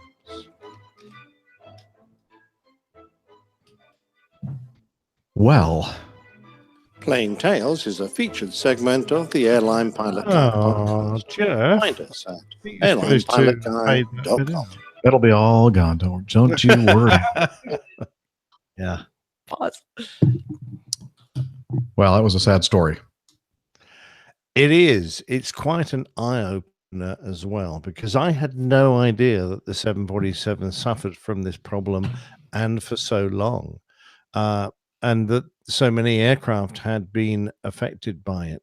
So when I saw it, actually my eyebrows went up and I went, whoa, that's actually, a relatively major thing. Now, you compare that reaction back in the 90s with what has recently happened with the 787 Rolls-Royce engine issue and the CFM56 issue, and pretty damn quick. The FAA are in there with airworthiness directives that are requiring a great number of inspections and will probably require a lot of changes. Back then, it seemed that months upon months could go by with significant problems, crashes, and evidence indicating there is a major fault in the design of this particular part of the aircraft without a lot of action. And that's something that absolutely amazes me. Yeah, that is kind of a head scratcher. Yeah, but it was a long time ago, as people Yeah. in the chat room quite rightly say. Hopefully we've moved well past that. It's 25 years ago, and I hope that both the company and the FAA are taking things a bit differently nowadays. Yeah, at least it seems that way. Yeah. All right. Well, thanks again, Nick, for another fantastic Plain Tale. And just a reminder to everyone, we do have a Plain Tale page now on the website, and you can actually subscribe to Nick's Plain Tales as a podcast. All that information is there on the website.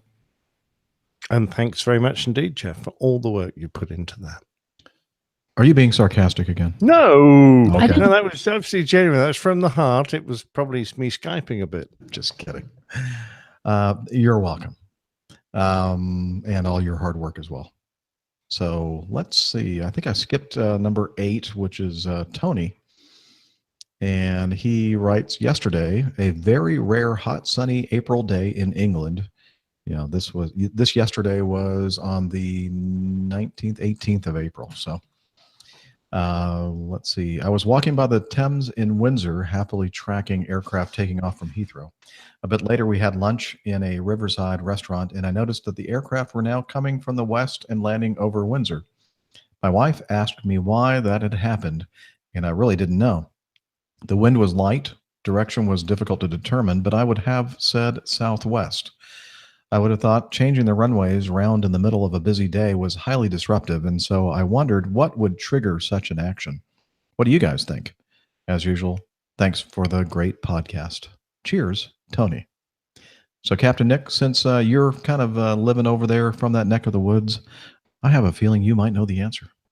Well, I sought advice from someone who works in the greenhouse that's stuck on the pole in the middle of the airport there at Heathrow. And he didn't want to be named, but he asked to be called a representative at London Heathrow, which sounds fine to me. And the answer was wind. Cue the sound effect. Oh, not that kind of wind. Nice one. And he said, okay, slightly longer answer. I'm sure your highly intellectual viewer stroke listenership are aware that aircraft ideally take off and land into wind, and that therefore drives the choice in selecting which direction we're going to operate. However, we don't follow this principle exactly to the letter of the law. Firstly, because on a day when the wind is highly variable, we'd be changing ends every 2 seconds. And secondly, most airports have a preferential runway system. At Heathrow, as a general principle, we will operate on the westerly runways, 27 left or right, due to noise considerations for the local communities. This means that even if the wind was easterly at 3 knots, we may still be operating on the westerly runways. Obviously, we can't stay on the westerlies forever, though, and our general guidance is if the tailwind component starts to exceed 5 knots, or the crosswind component 12 knots, we will switch to the easterlies, 9 left or right. Whilst it is the surface wind which primarily dictates the direction we operate, we do also take into account the upper 3,000-foot winds to aid decision making. We also have a Met Office observer based at the airport who can provide us all sorts of forecast models, etc., to help whether the change in wind is temporary, a blip, which we may work through, or a change that means we do need to change ends. Yesterday, he's referring to the day Tony was asking about, the wind was southwesterly in the morning, hence the aircraft departing over Windsor during the walk. As the day went on, the wind swung towards southeasterly, with the forecast for it to continue around to due east, and therefore the end change was performed at 1300 local. In terms of an end change causing disruption, it depends on how much notice we're able to create. On a day when the wind is forecast to swing around in advance, there's very little disruption at all. A time is decided between the tower supervisor and our colleagues at Swanwick doing approach as to when the change will take place, and we arrange our traffic so that the last departure and the last arrival in the old direction occur by this time. Almost immediately, we then commence operations in the new direction, with maybe a stop of 2 to 3 minutes in departures and possibly 5 to 6 minutes in arrivals. If the end change is unplanned, such as a front moves through and the wind just swings, it may be a little more disruptive, as aircraft will be required to be taxied from the old runway to the new one. Similarly, stuff on approach may need to be broken off, resequenced, etc. Normally, this may mean operations stop for a good 10 to 15 minutes at a minimum. And that was obviously my air traffic representative, Heathrow. And thank you very much indeed for that reply. Absolutely. What were you sorry for, by the way? He turned back on his microphone while I was in the middle of saying something. I had to abruptly stop what I was saying. My bad. Yeah. Okay. I thought I was Have your working own with little professionals. We're having our little commentary in the background here about what all good things. Blah, blah, blah, blah, blah. No, excellent information. Yes. And it's so nice to know at least one or more air traffic representatives at London Heathrow. Oh yeah, this chap's a fine fellow, MIB. Yeah, thanks very much indeed for that. Excellent. Okay. Matt writes, is there a process to help pilots adjust after an incident? Adjust what? With the recent Southwest your incident. Dress. Never mind. Pilot has to go through to get back to flying after an incident such as that? Do they have to undergo training, psychological evaluation, wait for the investigation to conclude, etc.? And again, that's Matt Todd.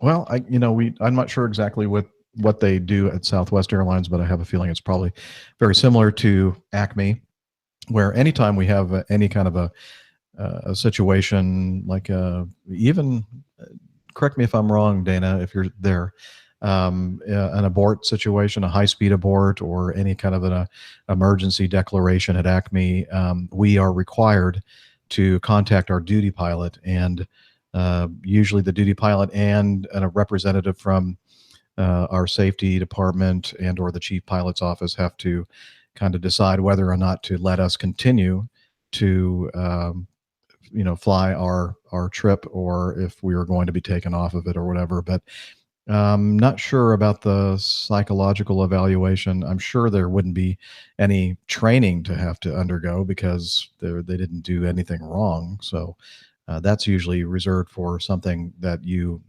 made some kind of a procedural error, and then they want you to go through some kind of a training event to make sure that all that is straightened out before returning to the line. But and as far as investigations are concerned, I think it is pretty standard if there is some kind of a big event that triggers some kind of a NTSB/FAA investigation, that yes, you are normally basically taken off flying status.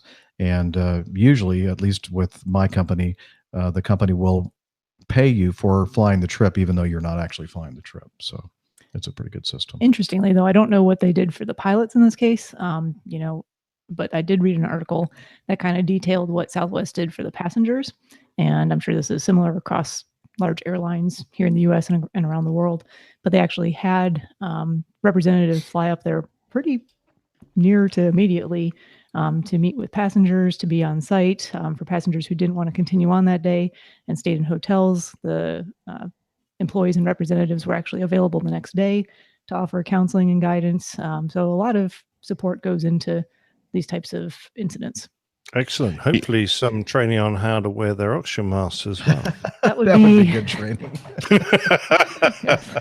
They went into a cabin simulator. We've identified the following passengers as being deficient in their safety and evacuation procedures, and you'll need to go for remedial passenger training.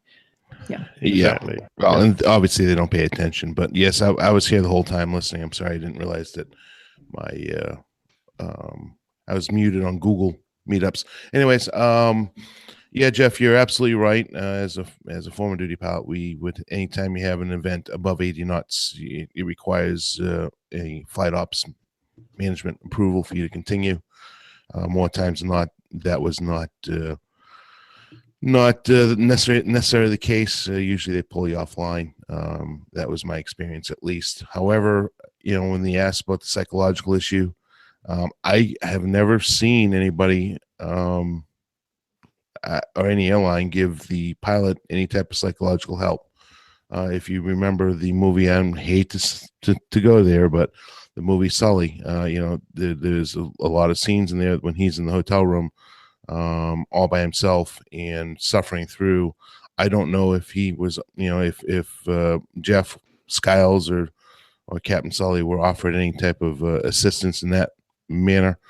We do have an EAP program, which if you were to need assistance in dealing with any type of instance where you would have an emergency situation like what just happened with Southwest, or landing on the Hudson, or what just happened over there in Vietnam, I think it would more be a self-help issue. I don't think the company is going to provide anything for you other than support and making sure you're paid. So that's just my 2 cents on that. It's interesting. When I go for my medical, I have a little box to tick which says, have you had an accident since your last medical? I often wonder what would happen if I ticked it. What type of... I don't know. What does the guy do? Does he go, right, you've ticked this box, I have to do some extra checks on you or something? I have no idea. Yeah, I have no idea either, but I don't know. I'm not gonna say anything else. I think sometimes things are better unsaid. Yeah, it was just Can you guys hear me okay? All of a sudden it sounds very... Yeah, I can hear you. You can hear me? You're Oh, wait. fine. Yeah. I It can't sounds hear myself. extra loud. I in can my- hear you fine. No problems. How does that keep happening? Some great editing going to be required here. Oh, this is going to be hard. No, look, I can't hear myself now. Can you hear me? I can hear you loud and clear. But I hear myself twice as loud in my left ear as I do in my right ear. Interesting. A brain aneurysm? No, I think Stroke? this is Maybe it's a stroke. Are we having a stroke together? I think so. It's a group stroke. I think that. If only there was a doctor here. Hello, hello. Oh, yeah, I'm hearing it on the left and not the right. I only hear you on the right and not the left. Wow. It's just going to cause us to have to re-record the show now. No. We have to start over. As long as it's recording, okay, it's fine. Both It just both left and right. it caused me to stop just talking. take as soon as out I- whichever earbud is annoying you and just let it dangle. But you actually, said let it no, I dangle. can't hear myself at all through the right. But you can in the left? Yeah, Okay. and it's much louder than it was before. If you need to adjust the volume, it's like over here somewhere. Okay. That's don't why I know put what happened. yours in that particular Okay. port. Sorry for the interruption there. It was just strange. Yeah. What I did realize, though, in addition to all the other things going on here, the track for the actual music that I'm playing and bumpers and all the sound effects and everything else is not being recorded here on my machine. But that's okay. I can add that in post. So I think maybe in about a week or two, You might get this will be- episode. I think I the would next estimate episode will 10 be days. released before this episode. Yeah. We might take a holiday next week so Jeff can get this show out. Or maybe we'll just do episode 321 next week. That's right. This is just a rehearsal. 321 redo. Yeah. Actually, this has been one of the best shows I've been on for a very long time. It would be a shame to It's lose been it. very entertaining. No, It it's going to be fun. I'll be able to salvage it. This is what I'll have to go back and listen to see It'll be a little work. to see how you work the magic here. Yeah. He won't do anything, Steph. He'll just think it's all He's just part gonna of the leave show. it. Yeah. I'll just get the YouTube. No, I don't want to do the YouTube recording either because that's a mess as well because of our spotty bandwidth. Oh well, but on paper it looks great. That's right. Yeah. That's all that matters. Yeah. Okay, let's see. Getting back here, and we have no idea exactly how Liz? much really we're. Liz says Nick has lots of time. Let him edit it. That's true. We should do that. Yep. Okay.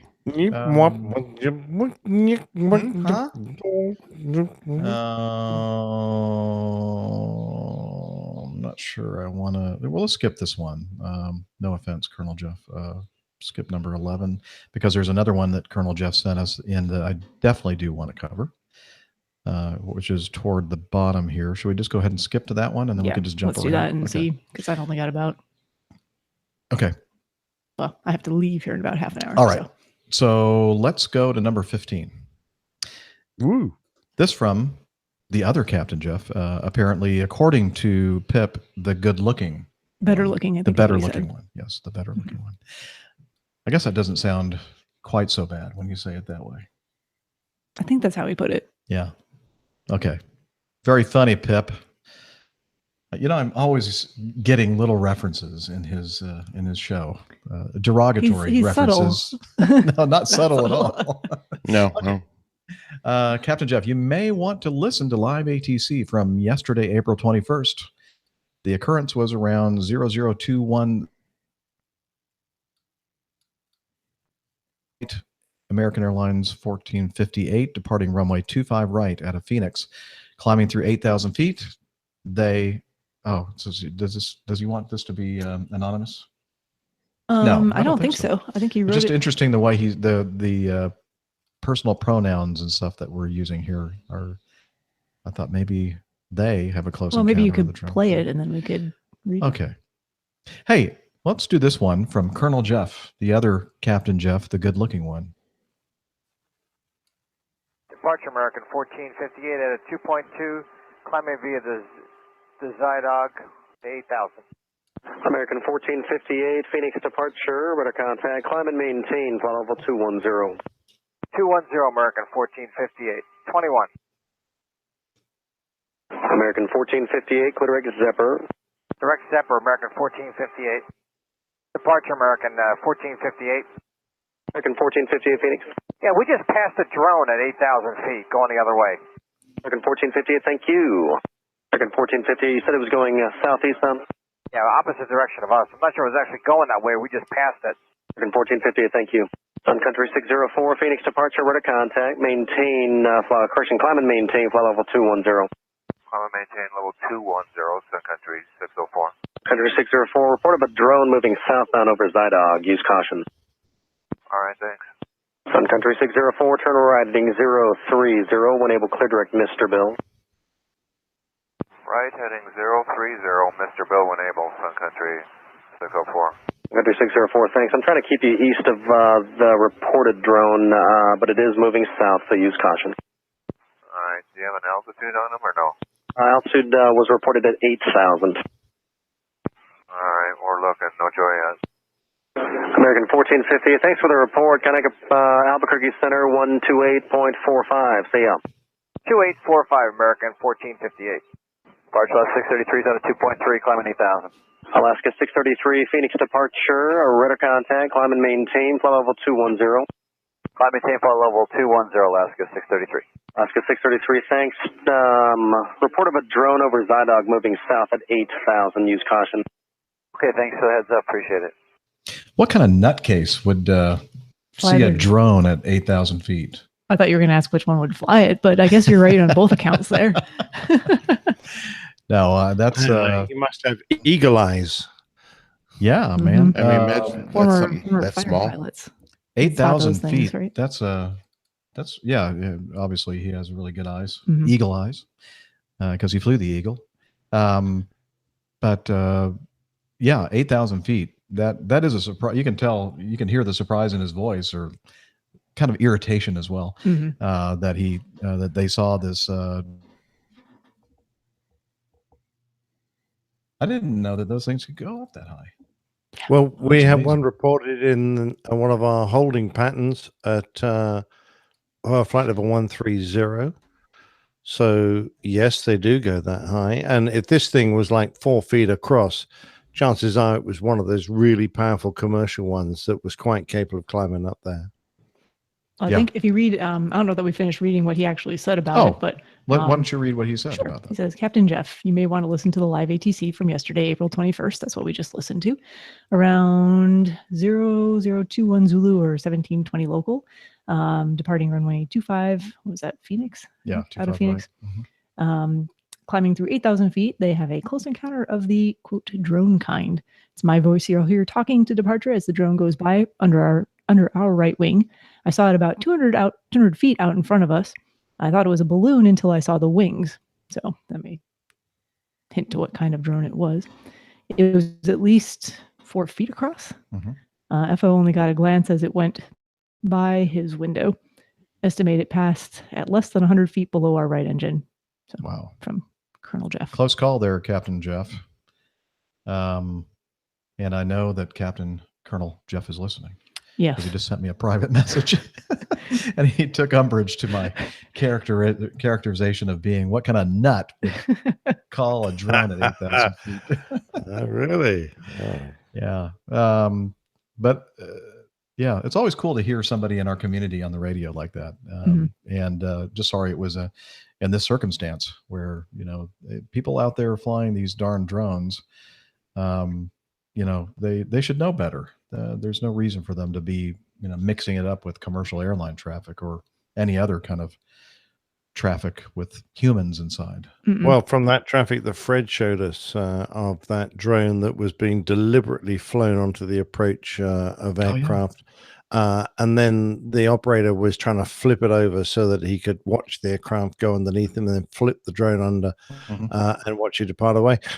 Just shows that there are some people out there that just think it's very cool to take pictures of airliners using these pieces of equipment without really appreciating the danger that they're putting everyone into. Yeah. Yeah, that was at Las Vegas, I think, wasn't Yes. it? Yeah. That Frontier close call. Of course, the Frontier flight never. I don't think never they saw it. Yeah. No. I mean, Yeah. you consider the size of most of them, they're pretty small. It's, really have it's a to- miracle that we ever. I mean, we're probably going whizzing by these things all the time. We just never see them. Yeah. Wow. And the amount, just that. Well, with your eyes, having Jeff, to- I'm not surprised. I can't see anything. Colonel Jeff, with his eagle eyes, he's pretty damn switched on. I'm very impressed. Who is that guy that was just talking? I don't know, Yeah, but just at a very inconvenient moment, you froze on me, so I couldn't hear what your Perfect timing. riposte. No, you were making a comment about my my great eyesight. Apparently, Was I? Oh, I can't imagine why I do such a thing. I don't either. Okay, let's see. What should we do next? Oh, this one would do be a that good one, one too. Okay, dispatcher Mike, 16, sent us an audio file to help answer TP in NJ his question regarding SQM departures, which is SXM. SX. What did I say? XSM? You said Okay. SQ. So I'm sorry. your, SX. trademark. That's an X. Oh, His eyesight, Nick, Wow. it really is failing him. yeah, let me help. Let me Yep. help myself out. What a shame he's sitting beside a doctor who can spot these things. I should just take my glasses off and just wing everything. TP's question regarding SQM departures. Just did it again. Dang it! Wow. Actually, I don't think that's his eyesight. I might be a I think stroke. Yeah, do we need to go to the hospital? This might Steph might be missing her flight tonight. Yeah, right. Okay. There you go. There we go. I highlighted it, made it a little bit bigger. Said So- the actress to the bishop. This is St. Martin. Oh boy. So- Family show, folks. Family show. Evidence for the hearing. Dispatcher Mike sent us some audio feedback to help answer TP from NJ's question that we got the other episode. What was the last episode, I believe, regarding SXM departures. I have a feeling if Dana was on the show and not staring at a big rock, he might have gotten this. Yeah, I know that's not what he said. Yeah. Glad to help as always. So I was watching fish poop. Take it away, Mike. Captain Jeff and APG crew, it's Dispatcher Mike. Want to give a little bit more information from TP's feedback on the last episode about St. Martin, and want to give a little bit more depth to his question.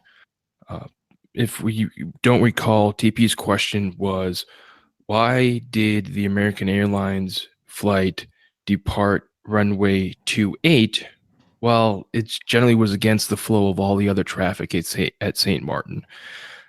Some overview of St. Martin. St. Martin is an airport with an airport elevation about 14 feet or 4 meters. They have a single runway, 10-8, and runway 10 is, because of its geographic location, is usually the runway that's always in use because, well, it's into the islands. So TP mentioned that there's a, quote, small hill at the end of runway 10. And I kind of want to put that into a little bit more of perspective. The small hill that TP mentioned is actually a 1,555 foot tall mountain. And for everyone else in the world that doesn't use feet, that's 474 meters. So you're talking about 470 meters more than the airport elevation. And that's a relatively close distance to the end of the runway. So the reason why that American Airlines jet took off on runway 28 is because they didn't actually have the aircraft performance to take off runway 10. And Acme does this a lot too. It all depends on the weight, and it all depends on what is their runway allowable takeoff weight. The runway allowable takeoff weight is a performance calculation that the dispatchers, weight and balance, performance engineering, all of us get together. Basically, performance engineering gives us the numbers, and we either use a chart or the computer to determine what our actual runway allowable takeoff weight is for a specific runway under specific atmospheric conditions, those being temperature, pressure, and then you can add weight or reduce weight, depending on if you have a headwind or a tailwind. So the runway allowable takeoff weight is the weight at which an airplane can, after engine failure recognition at V1 safely, option 1, abort the takeoff and come to a complete stop on the runway available, or option 2, continue the takeoff roll and clear all obstacles in the flight path by 35 feet through the final climb phase. So basically what's happening in St. Martin is you have an aircraft that is so heavy that it cannot complete option 1 or option 2. And here in St. Martin, it would obviously be option 2 to clear all obstacles in the flight path. So there's also some other considerations that we have at St. Martin, and there's some other pilot procedures that the pilots and the flight crews have to depart St. Martin. Some of those other procedures are in engine out departure, where this is a specific departure that is in the crew's paperwork, their tablets, the actual books, and the JEB charts, where they actually have a specific procedure to fly in case they lose an engine on takeoff. This would be in St. Martin if you're departing runway 10. Now, a lot of the times when it is thunderstorm season or the summertime down in St. Martin and it's hotter and you might have to carry an alternate in the United States, wherever you're what hub you're going back to, be it Atlanta, be it Dallas, be it New York, where you might have to carry some extra fuel, you're going to be too heavy for the why you have to go and depart runway 28. Now, the performance numbers on the runway allowable takeoff weight are so much better on runway 28 because you don't have that climb limit weight. When you're departing to the west out of St. Martin, the only obstacle that you have at the end of the runway is the 4-foot fence or 6-foot fence that everyone hangs onto to surf your jet blast. You have nothing but open water out at the end of that runway. And because of this, and because it is such a better performing runway, Acme Airlines actually has a different tailwind consideration at St. Martin for runway 28 than our normal tailwind takeoff consideration. And for the most of the aircraft that operate to St. Martin, a departure is approved with a 15 knot tailwind. That's a 15 knot tailwind opposed to our normal 10 knot tailwind. Now, this 15 knot tailwind, you would think, wow, you would think that it's so much worse on the performance to depart with a 15 knot tailwind, but in reality, it's not because of the mountain that sits at the end of runway 10. So I hope this brought a little bit more information into why you saw an airplane depart opposite direction.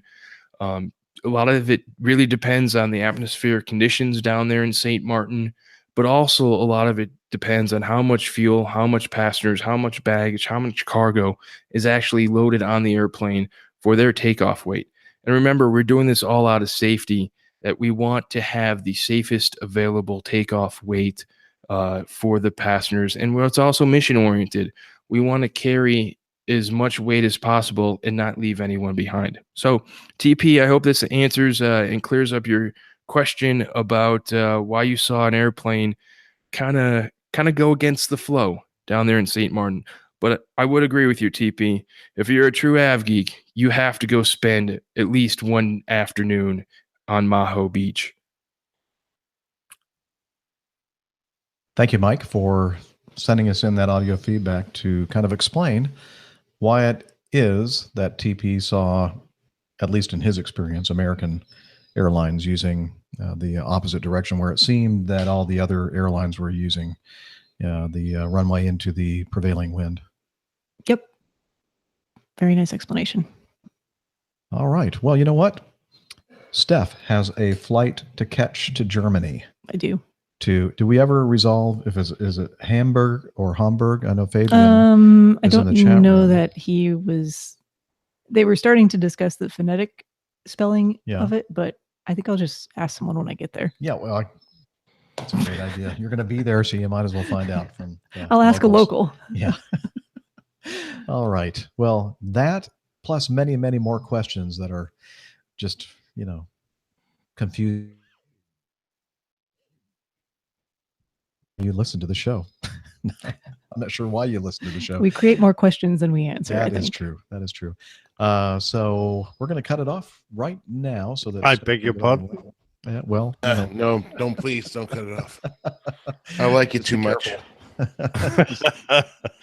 All right. Let's see. If you want to learn more about the podcast, you can head over to our great website, airlinepilotguide.com, where Arash kind of helped put that together and manages it and all that sort of stuff. So check it out, where you can find information about the crew, the community, the merchandise, coffee fund, APG Live, Plane Tales, and so much more.